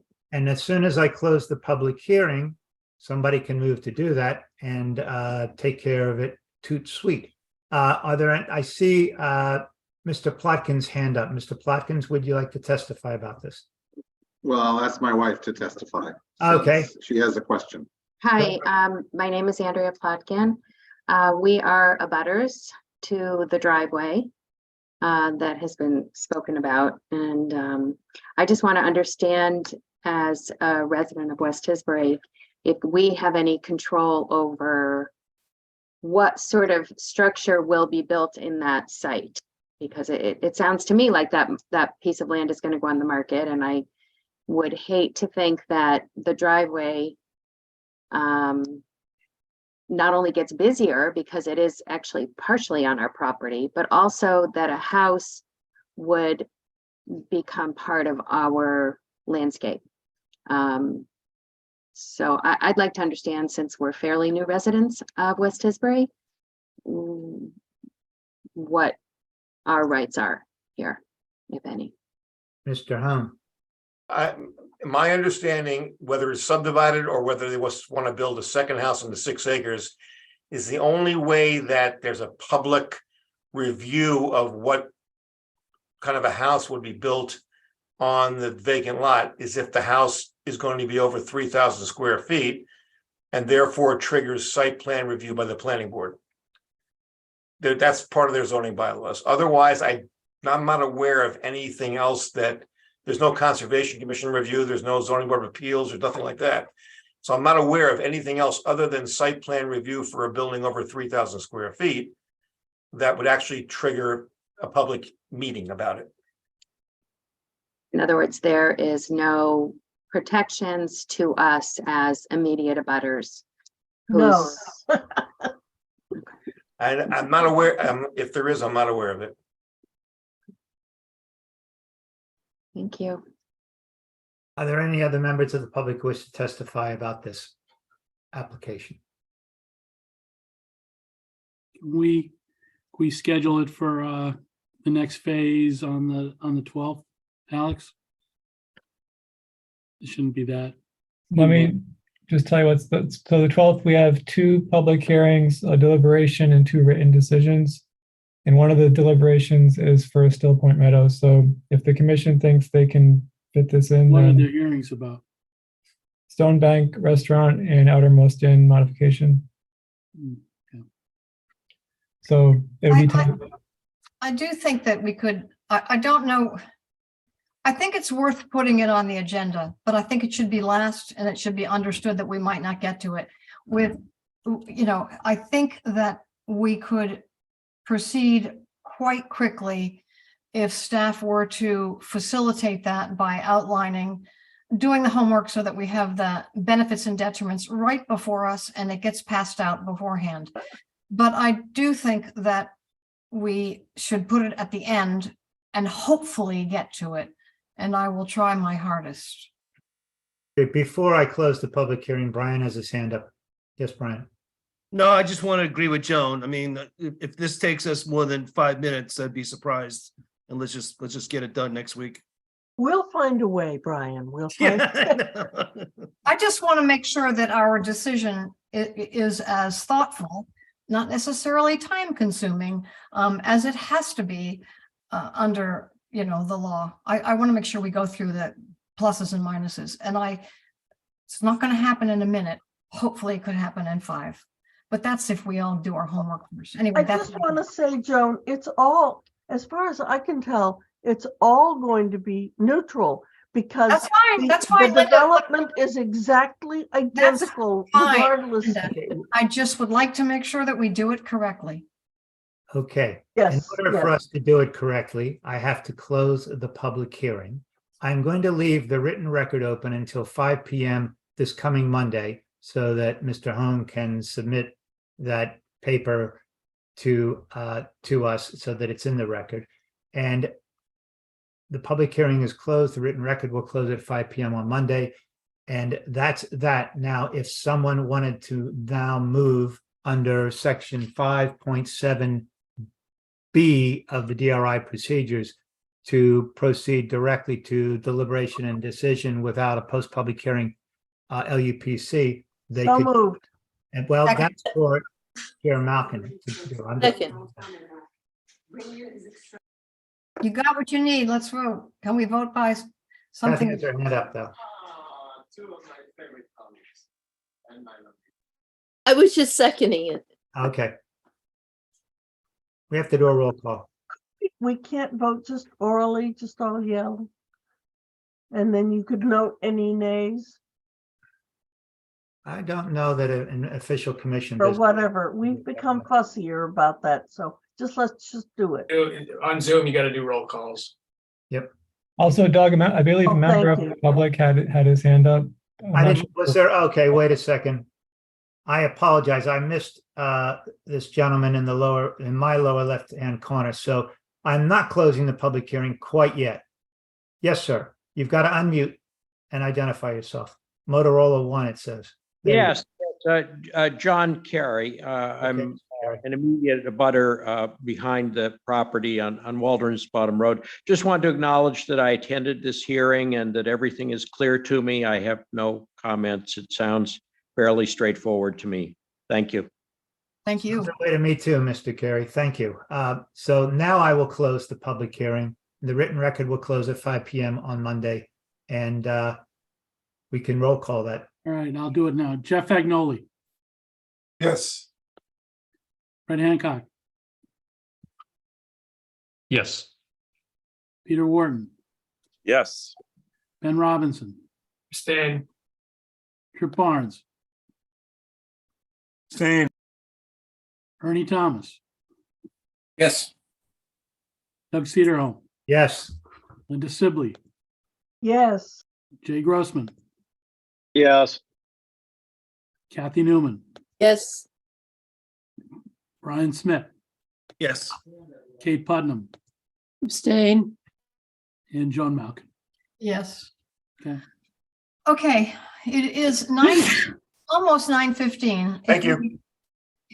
See you, Doug. Next week, Doug, to finish this up. If we, we have a lot to do. I want to encourage you, and by the way, Alex, you can start getting your things up. What I want to encourage you to do is to keep your focus as we go through this. It's liable to explode, not because it's a bad or a good project, but because that's the way we are. Doug, would you please report on the LUPC action here? Sure. Okay, safe harbor. Let me find the safe harbor. Say land use planning reviewed this in oh gosh, I can't remember now. Well, we reviewed it in October and November, December. It looks like it was December 12th. December 12th. Okay. We reviewed the offers, possible conditions, and we voted basically to recommend approval of the project with the conditions. So many of the offers were incorporated in the conditions with the conditions that we reviewed. I believe that since that time, Alec, the staff may have provided additional information regarding clarifying the condition for water testing, but Alex can fill us in on that. Yeah, Okay. So we've clarified the water testing condition, working with our water resource planner and the Wampanoag tribe of the Wampanoag Environmental Lab to identify what sort of testing would be appropriate. The applicant has also provided some minor clarifications in response to LEPC, just clarifying that a certificate of occupancy is not going to be required, but they will require a certificate of completion. So that's what many of the conditions will be tied to. They also clarified that they'd be willing to submit a solar installation plan within 2 years of receipt of that certificate of completion. So that's all accounted for in the updated conditions. Let's see what we got. Okay. Should we start with the offers? Well, are there any offers which are not essentially accommodated in conditions? I think if there are a few, Yeah. I just can't remember how we sorted them out. I'm sorry. I think there are 4 or 5 offers that have alternate conditions, but the rest are just stand as offers. Yeah.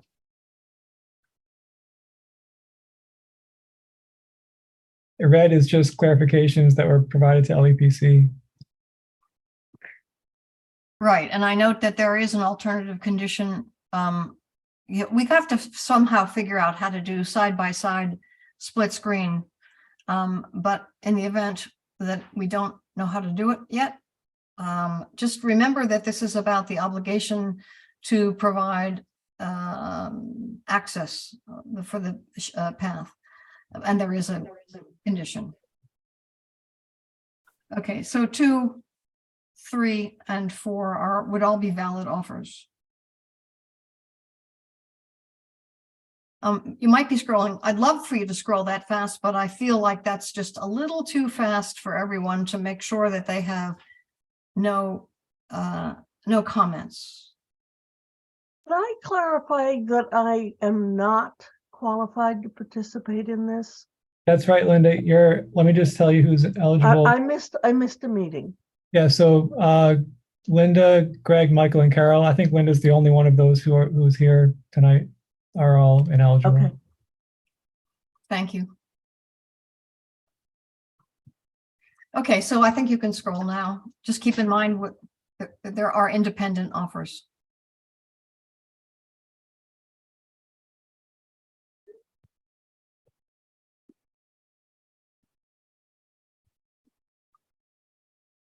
Okay, I just want, hold on. Just wait 1 second.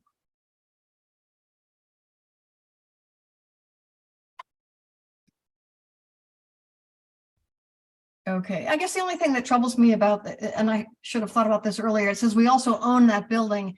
I think it should be noted that these units or bedrooms will be retained as employee housing so long as there are employees that require housing. That would be in a That would condition. have to be a condition, but if Alex, you can remember that, we can add that. I just think it's fine to say you've got approval for sewer flow, but you know, are you going to use that for housing? I mean, are you going to keep it for housing? Okay, 6 is an alternative condition. 7 is the one that Doug and Alex were referring to. Oh, no, it wasn't, sorry. We do have an alternative condition for that, Okay. but that's not the water quality testing. So my recollection is that the alternative condition is just a little more specific Yeah. and binding, if you will. Okay, and 8 is independent, looks Yep. like it's useful.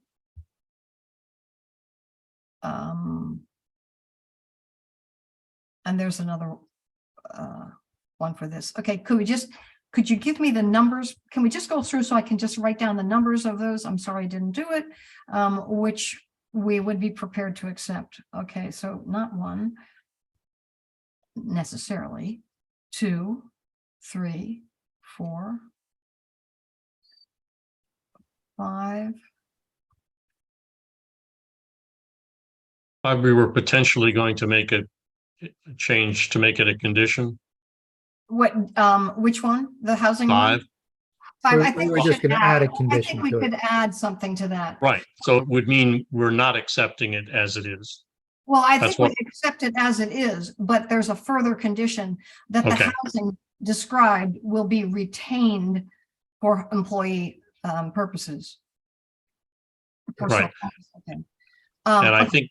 think the important thing is that they're offering X units of housing. It's not important that they're actually at this address. Yeah, okay, so You I- understand what I'm saying? I do, and I think we can fold that in to a condition which says regardless of the location, the X number of units specified will be retained for employee housing for as long as the number of employees remains constant, at least constant. Okay, so I don't see a lot of hands floating around. I'm going to Wait a second, we got to get 8 and 9 also. 8 and 9 sorry, I wrote down 8 as one that we would accept, and 9 9 has an alternate. has an alternative. So I'm going to hold off on this because I think I don't want to take another vote. We all have in mind those that we're going to accept and those that have alternatives. If we can look at our conditions, then we can decide whether we can just slough off the offers that we have not noted as unobjectionable. And just to note, the alternate conditions are listed at the end of this document that we're looking at.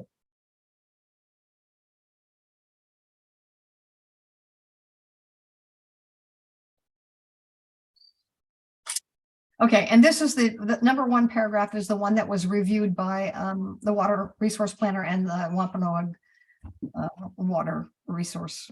Right. Essentially, the applicant will come back to LEPC with a complete scope of work for water quality testing that includes certain things that are laid out in the condition. Okay.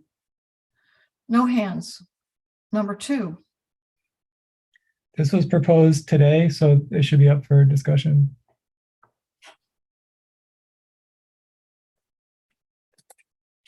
No hands. Number 3. Are you saying because there are no hands that we're going to accept it? Well, I'm saying if you have an opinion about it, I would think you would want to voice it now as opposed to waiting until we have a motion. Is this a different length than what the applicant is proposing? Yep. So 35 feet is what they currently accommodate, more or less, from what I understand.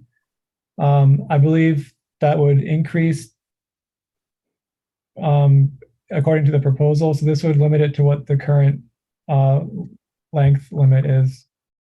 And what's the limit what's the length that they're proposing? I believe it's 40. They will be able to accommodate 40 feet in length. We may want to be more specific here. Most of the boats that they house are the hull length, and then there's the addition of the outboard motors. And so if we're saying 35, we would want to clarify hull length just to be specific here. And what's the goal? What's the potential goal for limiting them in length? I think the goal is to maintain the existing impacts of the marina and not increase the impacts by adding larger boats, which require larger motors and necessitate potential larger detriment to the water quality. Not in favor of this. This just sort of came out of left field here. We've had no talk about this before. I don't think we should include this. I don't agree. either. I think leave that alone. Peter, Larger boats are not necessarily less efficient by any means. You can put different motors on larger boats. I missed that. What was that, Peter? Say that again. I'm saying larger boats are not necessarily less efficient or more environmentally impactful. You can put highly efficient motors on larger boats versus smaller boats. You can stack 5 outboards on a 35 and put 2 on a 40-footer. I don't think that that's a valid place to draw the line in the sand if that's the goal. I mean, a larger boat requires larger horsepower to propel. Not always. But just from a practical standpoint. Hydrodynamically, that's not true. It's not. I spent 57 years, on the water. Jeff, did you have a comment? I agree with this restriction, and partly it's because we heard from so many Lagoon Pond residents that the larger and larger boats that have been frequenting the lagoon have made things much different for them. And I think it makes a qualitative difference. And it's one way of acknowledging that we heard a lot of negative comments about this expansion. And this is one way I believe we can acknowledge that the effect would be much more, I feel. Joan, you want to vote on this? I don't know that we have finished discussing it. I guess. I'm troubled. Where's the guy who owns the place? Is there a big deal between the 35 and the 40? Who's going to get down there and measure it all the time to sneak it if he snuck in another 5 feet? It has to do with the size of the racks. I think that the racks are designed to hold boats to a certain length. So currently the racks can't hold larger boats. The new racks that they're proposing have the ability to hold larger boats. So it really has to do with the size of the rack. We heard a lot about the detriments to the lagoon from boating activity. One of those is pulling inflatables behind the boat up and down the lagoon. The larger a boat, the larger the inflatable you can pull behind it. And that's a detriment on the water quality. And I think what we're trying to do here is manage the water quality of the lagoon in a way that we're not increasing that detriment. There's no doubt that, in my mind at least, that if you allow for larger boats, you're going to increase whatever detriment comes from the use of this marina in that really fragile part of the lagoon. Point of order. I can't participate in the debate, but I would like to point out that someone needs to demonstrate to me that this was vetted at the public hearing. So I will answer that question. What the hearing attempted to do was to examine the environmental impacts of this proposal, and whether you all believe that the record is sufficiently specific about the differences between a 35 and 40 is up for you to decide. I will invite Ben in a moment to be as specific as possible with the kind of information that was in the record about the difference between a 35 and a 40. But before I do that, Kathy, I will get your comments. I will also ask Peter, and I would say, Steve, that this is not an opportunity for you, as I believe you represent the applicant, to participate unless we are making a grave error and you need to clarify something, but otherwise I would not be calling on you. So Kathy, you're up. Well, I think I have some recollection that they told us that the storage area was limiting the size of the boat. And so I don't know. I have a clarification so the applicant addressed this in a letter responding to Lagoon Pond Association concerns. I think the number kind of changed throughout the process, but they said to the Lagoon Pond Association, we have always serviced and stored boats up to 40 feet in length. Our limiting factor for the summer in-out rack service is the capacity of the forklift and the capacity of the rack's weight and width. Our limiting factor for service and storage is about 40 feet, and anything over roughly 36 feet needs to be hauled with the hydraulic trailer and truck. So it looks like they do currently service boats up to 40 feet. But they don't store them. So the factor for the rack service is the capacity of the forklift. So I'm not quite clear as to what the current limit is. I think the original proposal was to increase the capacity of rack boats from 30 feet to 35 feet, but that kind of got revised over the course of the hearing. Can we not ask That Steve could for require clarification? clarification. That really does require clarification from the applicant. I'm sorry, Doug, you said what? I think it requires clarification Right. from the Yes. applicant. I agree. So I guess the question I would have for you, Steve, is what is and what was your proposal, so that we have a good starting point for where we are. Yeah, thank you. Thank you for allowing me to clarify. The yard already services boats that exceed 35 feet in the current rack system, as well as boats that are 40 feet on the ground. So if you limit us to 35, you would be taking away what we already have as far as storage capacity in our racks. Being restricted to 35 feet, again, by way of clarification, will likely make this financially not feasible for the applicant. So we don't see ourselves as far as greater than 40 feet. No, that's not going to happen. Can I ask a quick clarification on how you measure the length? Are you including the outboard or the hull length? No, I think it's hull length, Ben. I believe it's, the model of the boat. So it wouldn't include the outboards. Thank you very much for that clarification. Peter?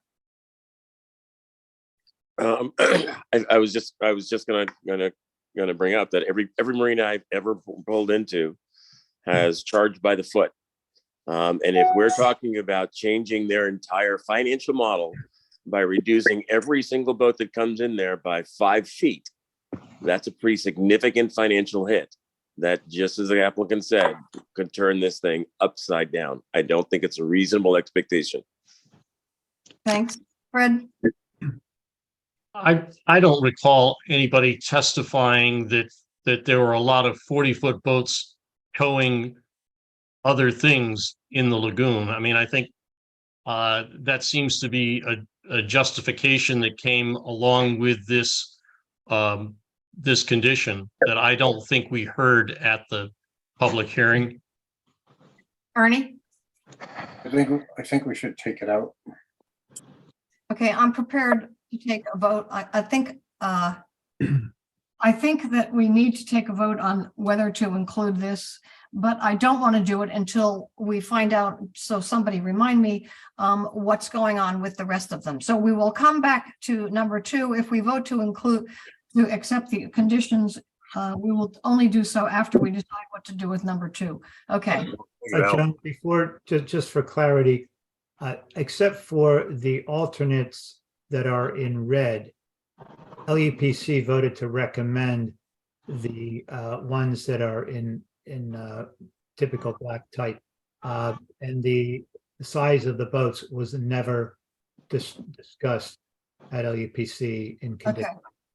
Thank you. Okay, so because you all have had this document longer than I have, by the way, through no fault of Alex, let's see if we can get through, and I will be looking for you to raise your hand or shout out if any one of these remaining conditions, which were reviewed by LUPC, trouble you in any way. Joan, I have a question or a potential condition. I don't know if it's something that the Conservation Commission would have in their order of conditions, but something that we may want to have is the removal of the two or three buildings that they're removing, and how they're going to be removed, and how we're going to protect the wetlands that they abut in the demolition of those buildings.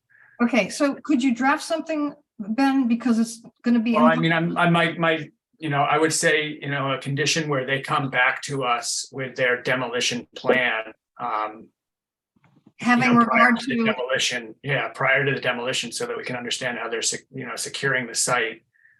Because those buildings have been there a long time, and they've had several different uses, and who knows what they're going to find and uncover in that process.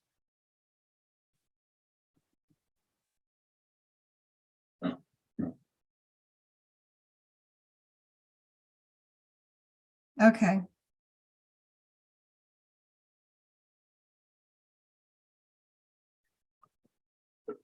Okay. Okay, so as I've been A writing. removal plan. Don't Yeah, say a right. demolition plan, a removal plan, because they might want to truck it out. Yeah, right. That is the intent, that they will be relocated. No, these are only the Burt building is being relocated. But What are you talking about, Ben? I'm talking about the old Thayer shop, the ones that abut the wetland.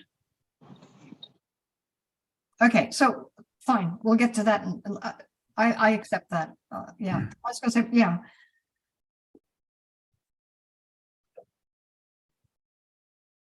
Yeah. Like it's good. Okay, I think that page is good. Let's scroll down. I think that the new condition 14 should say for review and approval. Yep.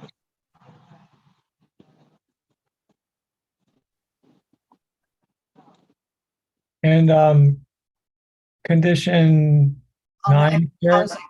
sort of addresses, does that address the housing?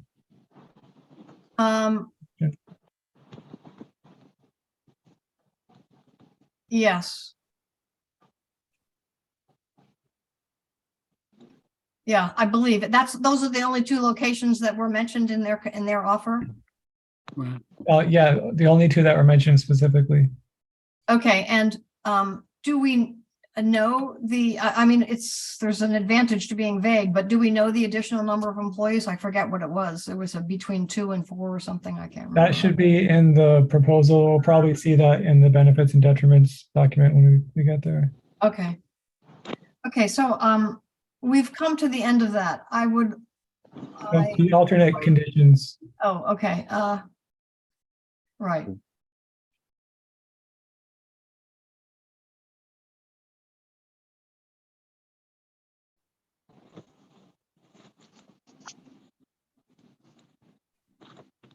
Anybody have a view as to the number of kilowatt hours? Where'd that That was come just verified by the applicant. That's just a fact. We don't need to have it in the. from? Okay. And on number 9, 1 year, is there any comment on that, or does that seem practicable to the commissioners? I'm judging that it does. Okay, let's discuss this easement condition. I don't recall us discussing supporting the town. That's a little, that could be interpreted in ways that I don't know is necessarily fair to the applicant. All they have to do is, they're going to provide the easement. That is a property right they're willing to convey to the town. at no cost. At no cost. And for us to tell them to cooperate with the town and establishing it, I don't think is a big deal. But I think they might have already agreed to do that. pardon me? If we go back to their offers, If it says support, I don't, and that's fine, but if, support could say, well, they're supposed to pay something. yeah, so they said they will cooperate with and support the town or whatever entity. Okay, fine. Yeah. But I'm okay with the proposed condition. Okay, I think we should go back and vote on the second number 2 proposed condition. Ready for the roll? So before we vote on it, during the testimony, it was stated that they needed to increase the rack size to support larger boats.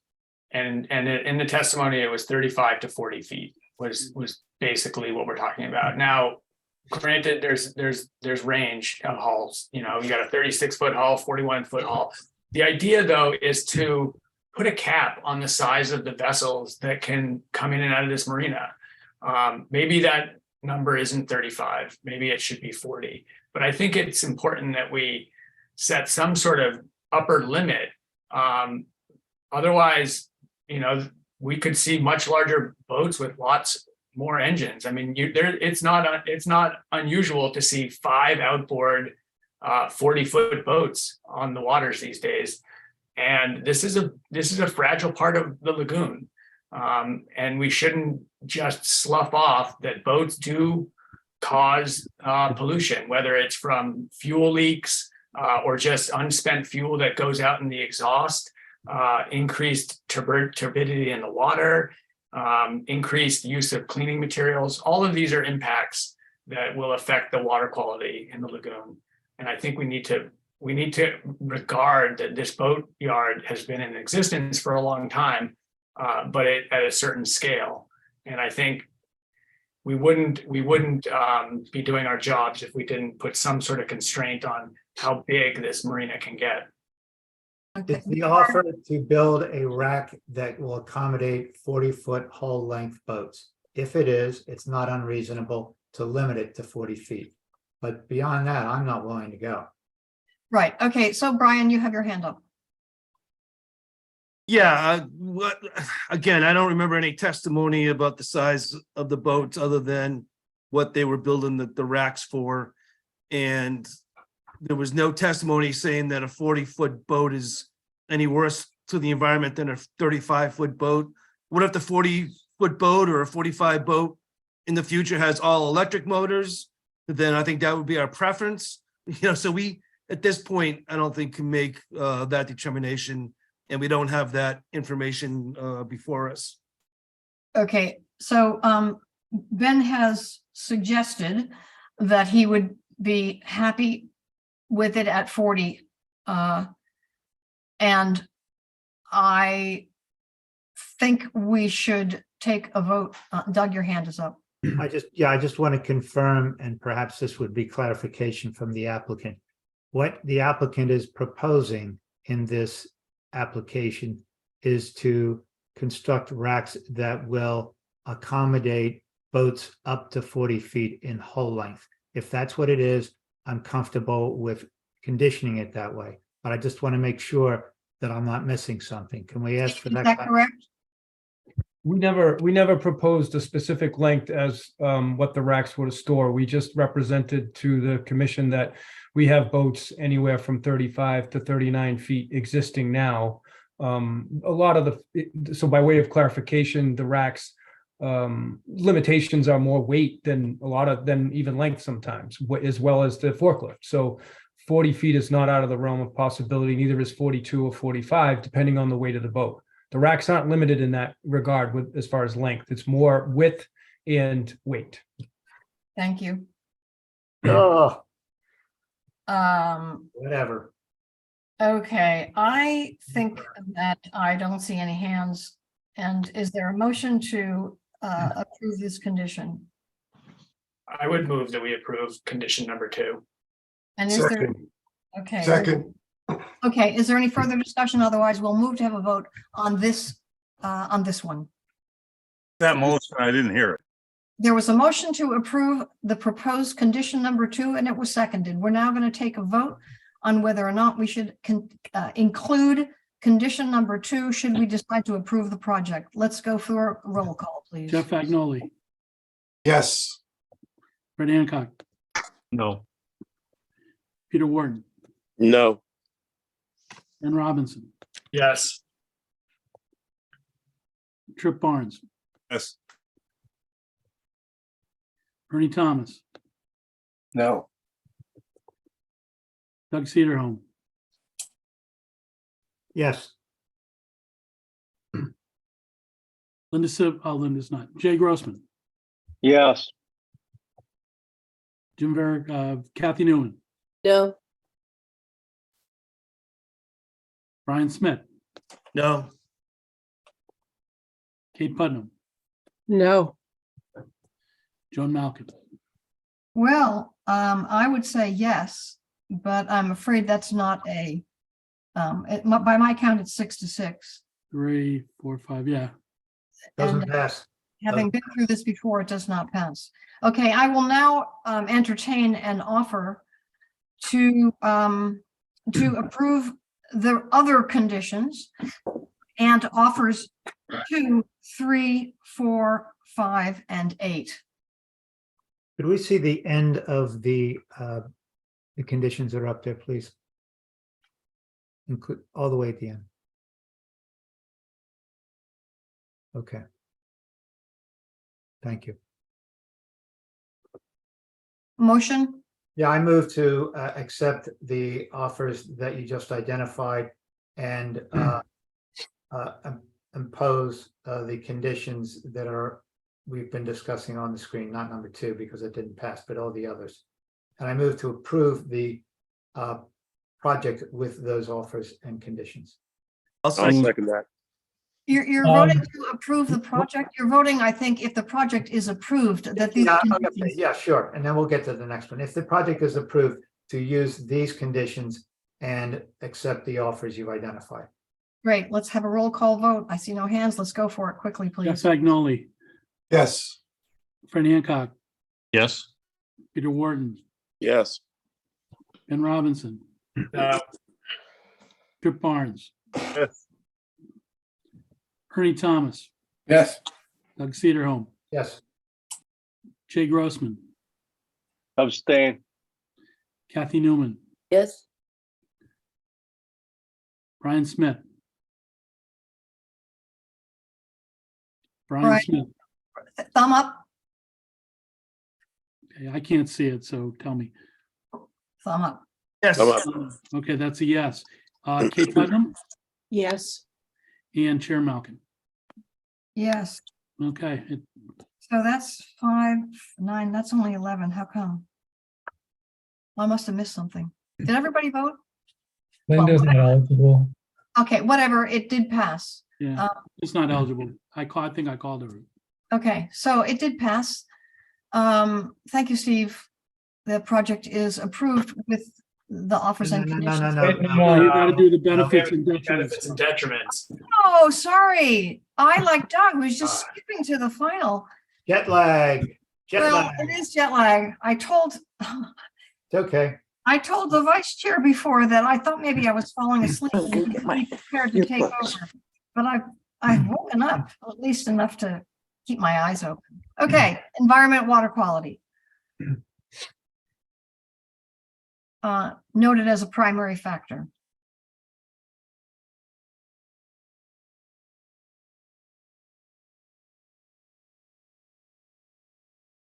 I think this has to be called a detriment.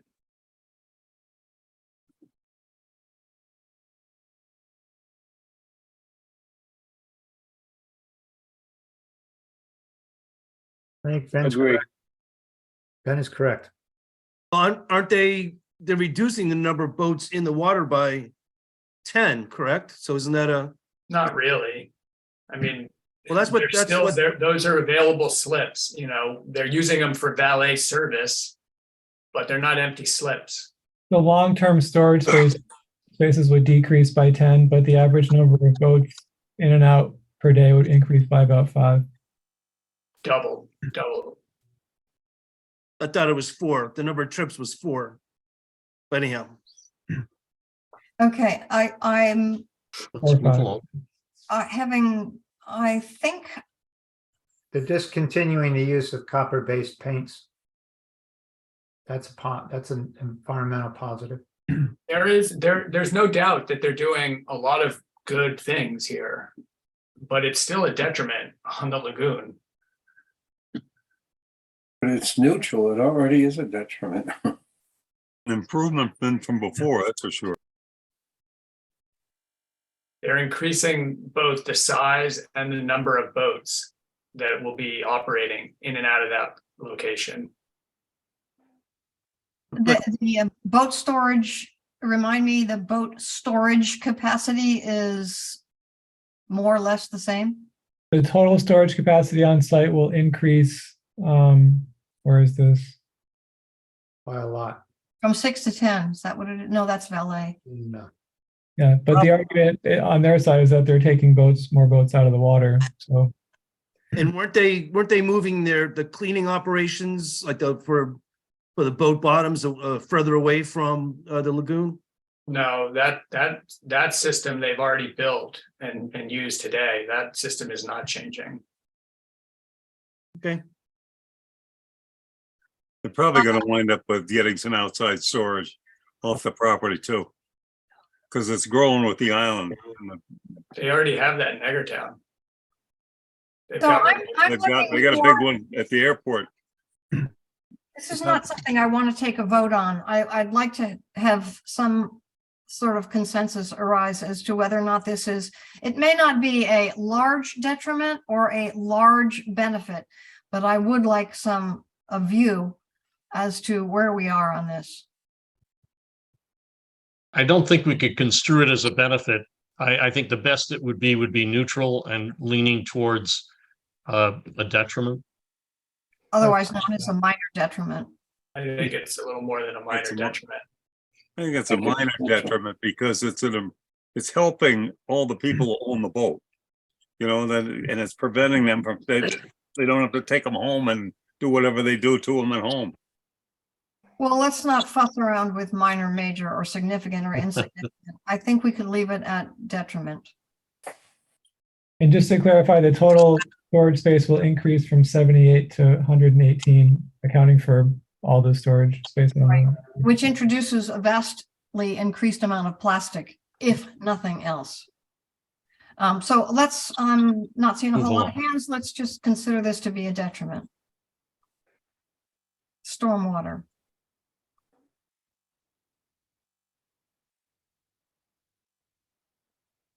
I think that the stormwater is a slight benefit because they're improving the drainage and they took out they're taking out buildings that were impermeable. Right.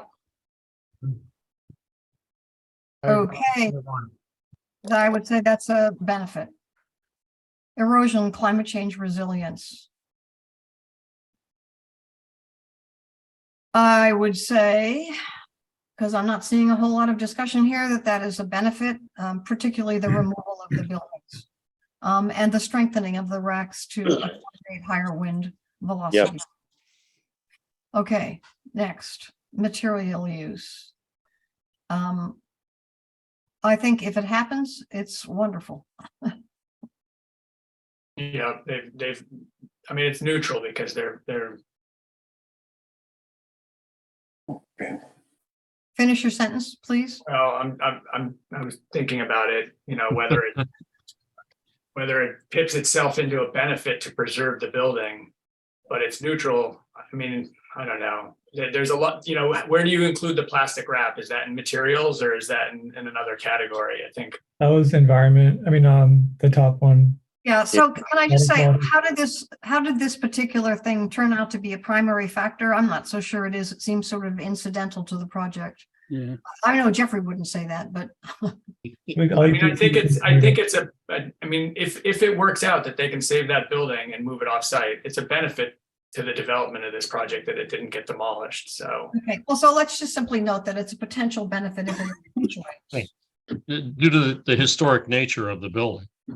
Yeah, right. Okay, it's a potential benefit if it eventuates. Traffic and transportation. Can you scroll just a bit so we can see it? Please, Alex, thank you.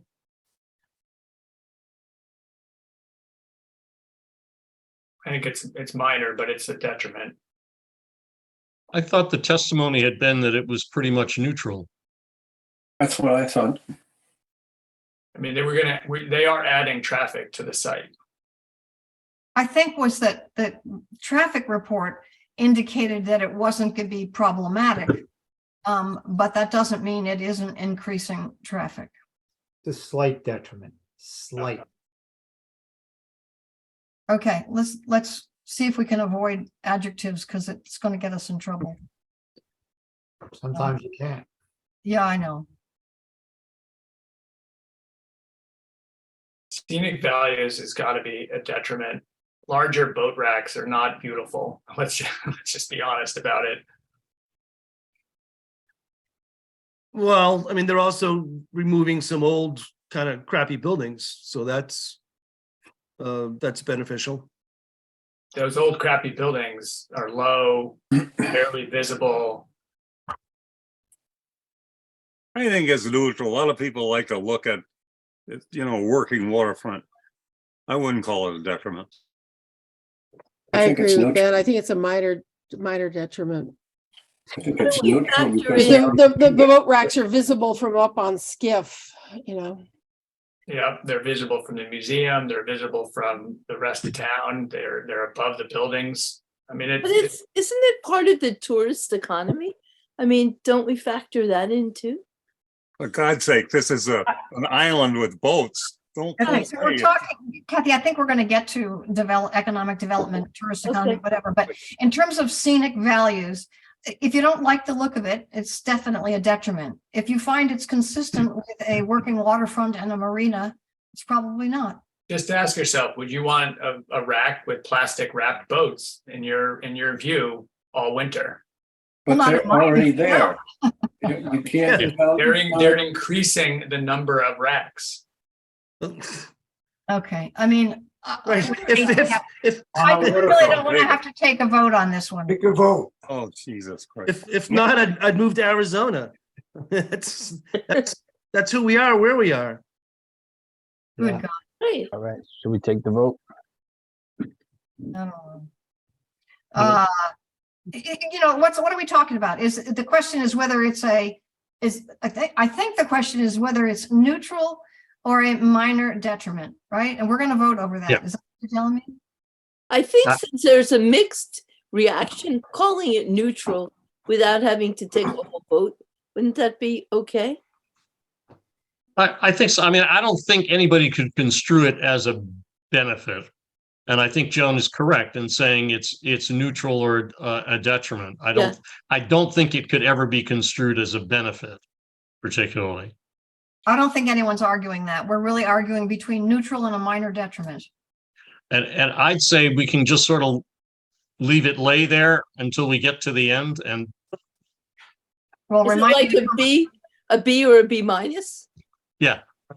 Yeah. So remind me to I come think back to as a primary factor, there was an agreement that there would be a finding for each primary factor. Right. Do we still think this is a primary factor for this? I just think if the Martha's Vineyard Commission thinks that boatyards are detriments and what they have to do, we look pretty goddamn stupid. Yeah, right on. I support. You're not thinking about how we're going to come out on the whole thing. We're talking about one issue, scenic values. We're not talking about the whole thing. I think calling it negative is awfully strong for a boat economy. I know I'm not supposed to We'll move on. Let's move on. This Yeah. is silly. Yeah. Okay. I just look. Call it neutral. Call it We're going to neutral. call it neutral. Does anyone want to take a vote on No. whether or not it is the wrong decision to call it neutral? No. Thank you. I don't say thank you to you, Kathy, which I do, but I mean, I did not see hands flying around. All right, public access. This is a benefit. Yep. Okay, move on. Let's go. Housing and economic development. I would say that's a benefit. Benefit.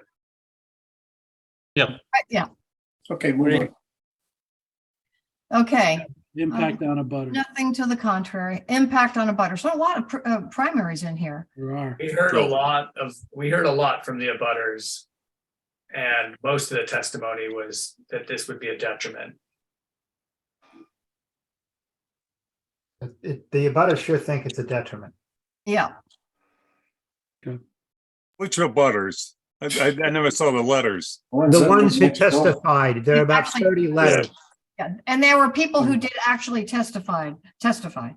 Okay, so we're going to call that, Jeff, do you have a comment? Detriment. Detriment. Okay, we're going to call it a detriment. And we're going to quickly. Joan, there was not a finding on environment section as a whole or persons and property as a whole. Do you want to do that now? I thought we found on the environment that's the detriment.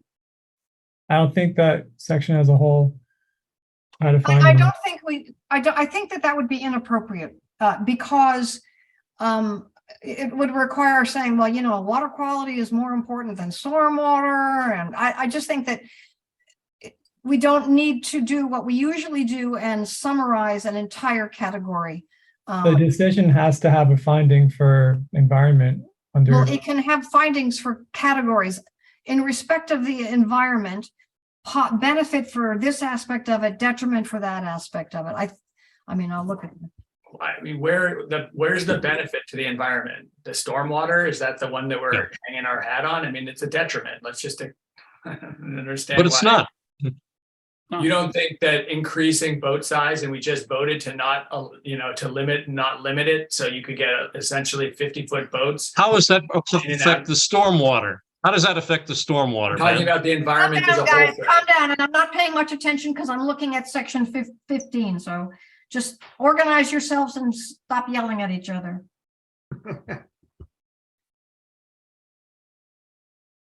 I mean, look, I haven't thought about it deeply, but I'm looking at 15B, and I think it's acceptable to say that in respect of the environment, it is favorable in this aspect and not favorable in this aspect. I don't think that we need to, aggregate them and then weigh them and figure out which is more.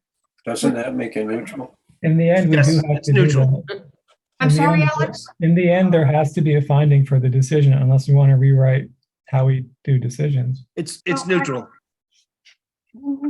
I don't, Doug, I would be interested to have you weigh in on this, but I don't see why we can't simply, it says we have to.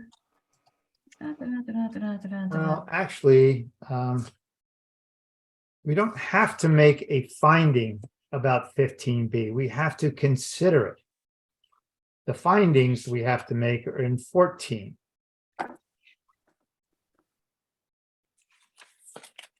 And there are 4 categories where we have to make specific findings. Right.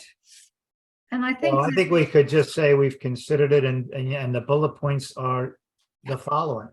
Yeah. And we'll look at the draft decision. I think it would not go amiss to say, if we've gone to the trouble of finding some, coming to some conclusions, let's look at a draft decision, or I will, that makes reference to what we have said about some of the subcategories without requiring us to balance them for one fell swoop number or comment. Peter, comment? Do we need a motion to extend our time? It's now 10. I guess so. Yeah. So moved. Thanks. Till 10 minutes. 10 minutes. Yeah. Well, that's optimistic. Well, let's just see what we're going to do. Okay. I know we don't like to break off deliberation. So are we done here? Can we scroll? Can we scroll through those last things so that we've got? We have to get the appropriate essential. Yeah. Okay. Minor. Okay. Generally, okay. These are yes, nos down here. Yeah. Okay. Appropriate and essential. I will venture to say that it is at least an appropriate location for this sort of project. I see it differently. I think it pre-exists. And so it exists there. But if that didn't exist there, and somebody came in and proposed this location for a marina, I don't think we would assume it was appropriate or essential to be in that location. That is That not, would be fine, but you'd be that is defying not the reality. situation. The situation is that there is a pre-existing thing. We often find we have pre-existing uses. Right, And but we can acknowledge that in its pre-existing location, if it was new, and we're about to approve a big expansion of an operation, and we voted not to limit the size of the vessels that they can have operating out of there. So I'm cautioning this body to not slough off the tremendous amount of testimony that we heard, not just from abutters that live on the lagoon, but water quality experts, that this has an impact on water quality. Well, thank you for thinking that we're all sloughing off concerns of the rest of the island. It sounds that way, Fred. I'm sorry if it sounds that way. Well, you actually said it. It doesn't sound that way. It's what you said. Just mute him, please. Mute us all. I Mute us don't all. like this sort of, I can't stand it. We're going to proceed. I believe that we are dealing with a pre-existing use. We are not speculating what we would do if there were nothing there. I take your point, Ben, but I don't think the point it made is relevant in the current context. We are dealing with a pre-existing use. Is the development, the further development of that use appropriate or essential at this location? That's the question, Brian. Yes, and that use has been there since, I believe, 1945, well before most of the abutters, had any houses on the lagoon. And if the MVC existed in 1945, I think would be full board in favor of a project like this. Okay, but we're not even talking about that. Kathy. This is about process.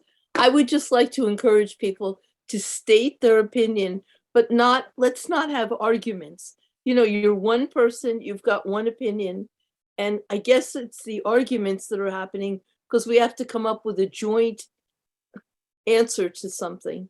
But let's not argue about it, state your opinion and then leave it. Thank you. Thank you. Jay? I did hear the concerns of the abutters. I think they're valid, and I hold them in high regard. Okay. I think we thought that was a detriment, so that would be consistent with your view. I am Fred. I just think that I would guess that we either what we decide on this appropriate essential is just wrapped up in our final decision on the project as a whole, or do we want to come to a conclusion about that particular one, which is measured by benefits and detriments? I think that our council would suggest that when we make a finding on this and we support that with facts. So if we were to say it is appropriate because it's a pre-existing use and it's not a new development, that's the kind of thing which should appear in the decision, if that is the view that we take. Kate. Yeah, I have a question that I'm not sure, maybe I missed the answer on. Do we know how much of the issues of water quality in the lagoon are directly attributable to the marina, and how much of it is attributable to, in general, increased use of the water space there by a lot of other boats? Because I'm concerned that we're blaming them for things that are not within their ability to control. That We is didn't certainly have any specific data about that. There is evidence that there are aspects that are beyond their control. There is pollution that they cannot create, which causes a problem in the West Arm there. There is perhaps not scientific, but at least anecdotal evidence about potential environmental concerns from a boatyard. So that's what the record is. Doug.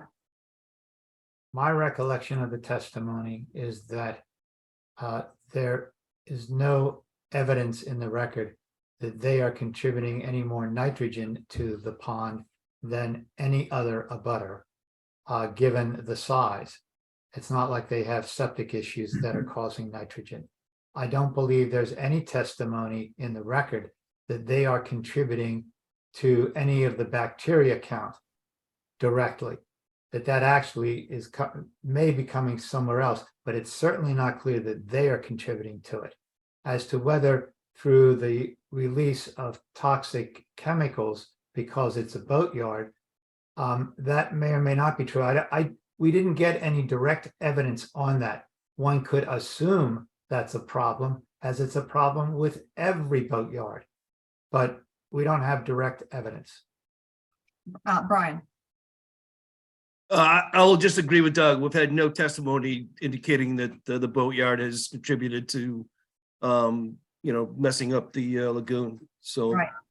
Okay. So I'm Ben, if that's what you want to talk about, we've looked at that element of the benefits and detriments. We're now on the question of essential and appropriate. So yeah, I want to talk about that. I mean, we have their own testimony.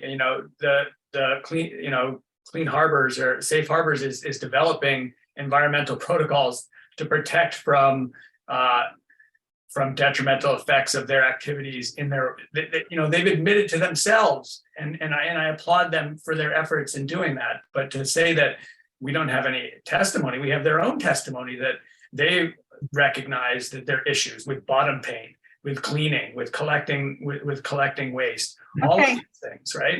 Well, point made. I think we said that in environment we would consider the environmental category a detriment. That's where we were. That's where we still are. I would like to see how we can finish this off. Where unfortunately, for anyone who's waiting to do the Four Sisters, unless I get 16 other commissioners or however many are there wanting to stay up until 11, we're not going to get to that tonight. But I would like to finish this, and we still have, at a minimum, we have a roll call vote, but I would very much like to have a consensus on appropriate and essential. Fred. I think I think because we have the option of appropriate / essential, I don't think we would push it to it being essential, but I think it is definitely appropriate and an appropriate expansion of an existing use. And I don't know if we need to have a vote on that, but I think we've kind of talked it to death at this point. So I would agree. I would say that the projects that are essential are those that provide needed amenities, whether it's affordable housing or whatever. This probably does not fall into that category. I'd be very happy to accept that it was appropriate and not fuss about any aspect of essentiality. Okay, I'm ready for a motion.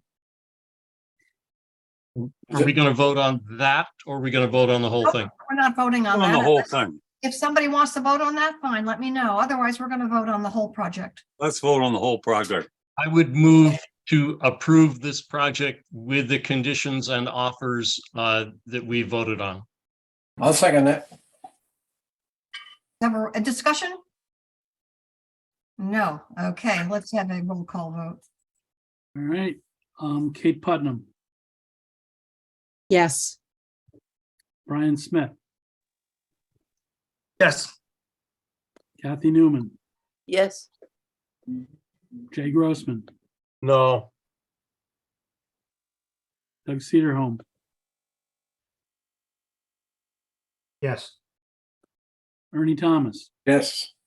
Trip Barnes, Yes. Ben Robinson, No. Peter Wharton, Yes. Fred Hancock, Yes. Jeff Agnoli, No. Chairman Malkin. Yes. Okay, the project is approved. Project is It is now 12. So there you go. Steve. Thank you, everyone. Appreciate your time and patience. Okay, it is now 10:13. I think that Four Sisters Inn is reasonably straightforward, but I've never, ever, you can't place a bet on any of these things. I would suggest that we would not be able to conclude that within a reasonable time frame.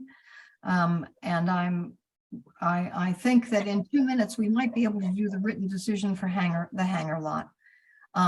You've all read it. You've all had an opportunity to provide your comments on the written decision. We're not going to go through it page Dawn, by before you page. go, so we're not going to hear the Four Sisters. I don't, I think it's not reasonable at this hour. Okay, when are we going to hear it? Because we can't do it next week now. The 19th is the next date. All right, the There's plenty of 19th. time. I'm Can we sorry, do a show of Dawn. hands to just see how many people want to try to do it? I mean, what's it take us, a half hour? Right now, let's go. I'd like to do it now. Bog down, we'll stop. Come on. Show of hands. I'll make a motion, we extend to get through Four Sisters. Second. Okay. And we're not doing a roll call. You know what? Can I just say something? I Yes. just think it's too late to do a reasonable discussion of a whole nother project. It just feels like we wouldn't do a great job at this time, and it doesn't feel like the right thing to do. I just want to put that out. I agree. I agree. I don't think we I can totally do it. agree, but there's a motion on the floor. Was it seconded? Yeah, I seconded it. Okay, so having regard to what's been offered, I'm not taking a roll call vote because I think this is procedural and not substantive. Joan, sorry to interrupt. I may not have been able to make that motion. Alex, did you say I was ineligible for this one? Let me see. Yeah, Brian, you're not eligible. I'm sorry. I should have mentioned that. What date did I miss? I don't know. This is information that Lucy left with me. 'Cause Okay. I believe Who I else missed, is not eligible? I believe I missed November 10th, but I was rehabilitated and. Okay, Yeah. so. That's true. At LUPC, we went through this pretty No, quickly. Brian, he rehabilitated himself. That's true. Okay, so are you going to keep your motion? I'm gonna keep the motion. And was it seconded? Yeah, I seconded it. Right, okay, I am not taking a roll call vote on this. The question is, Repeat the motion. I please. will repeat the motion. The motion is to continue through tonight until we finish Four Sisters. All in favor of that motion, please raise your hand. I only see 3 hands. Four hands. Okay, 4 hands. And all those opposed, please raise your hand. Somebody can count. 8, 9. Okay. And I believe this is the correct decision. It is not fair to any applicant for us to rush through a decision without thinking thoroughly about what it is we mean. We need to have a decision which reflects thoughtful consideration, not something that we rush through because we're tired and we just want to get rid of these things on our agenda. It's too bad. We have to postpone it, but it is a much better way of professionally proceeding. And I'm very happy that we did. Yes, it's better to make a good decision than a rush Hey, let's go. decision. Let's do the hanger. Let's do the Let's hanger. do hanger. So, as I said, you read it, you've seen it, you've read it, you've had a chance to make comments. We're not going to scroll through it. We don't do that anymore. I'll take a motion. How Wait a was the second, hanger were there decision any any? edits? If there How was, was the hanger decision any different? Why wouldn't we apply the same criteria? Because there's a nothing significant to discuss. difference between a written decision Doug, please wait a and second. deliberation. All we are doing is attesting to the fact that the written decision is an accurate reflection of our oral discussion. We are not discussing the merits of anything. Having said that, Alex, did anyone make any changes to the proposed decision? I don't believe so, not that I'm aware Does of. anyone have any proposed changes to the decision now? We already made the decision. This is just the written. I understand that. Does anyone have any comments about the decision as to whether or not it accurately reflects our deliberation? I see no hands. I move to will approve it. entertain a motion. I move to approve it. Is there a second. second? Second, Okay, this will be the last Might roll be a call. mistake there. This will be the last roll call of the night. This is for the written decision approval. Jeff Agnoli, Yes. Fred Hancock, Yes. Peter Wharton, Yes. Ben Robinson, Yes. Trip Barnes, Same. Stan, Ernie Thomas, Yes. Doug Cedarholm, Yes. Jay Grossman, Yes. Kathy Newman, Yes. Brian Smith, Yes. Kate Putnam, yes. Joan Malkin. Yes, okay, so that passes. I just want you to know that it's noon in Thailand and I want to go to bed. I want to vote yes. I wasn't called. Oh, Okay, well, we'll put you Yeah, down that's for a right. yes. Linda Sibley. All right, Yes. All right, I'm sorry that, you know, I hate to yell and scream. Well, sometimes it's necessary. I'm pretty tired and I don't think that anyone else is in a different position. Joan, Yes, I- Linda? may I make a suggestion? You It may. was made to me once when I was chairman. Don't yell and scream. Use your gavel. Of course, don't I have broke. one. Okay, Oh, well, you, right, okay. I don't know. Good night, everyone. We'll have to Yeah, get good you. night. I mean, it- Linda's famous for breaking gavels. I she did should break a know. gavel once because I used it and emotionally. No, I only broke it once. All I right, hope so it wasn't over somebody's head, Linda. right, Good night. I, Well, I Do- considered that. Do we have a date and a time Right. for the continuance of Four Sisters? Yeah, the 19th. I'm We'll sorry, try to Chuck, do it- you We'll know, try to do it first, since you've been moved. you've been kind enough to sit through 3.5 hours. 19th of January, right? Correct. Okay, No, thank you. No. Only kidding. So we're sorry, Chuck. It That's just- okay. Thanks. Chuck, I like your cows. Okay, Oh, that's a Traeger if anyone, cows. I'm hanging up, and if you all want to Good stay. night, thank behind, you. help Good night. yourself. Good night.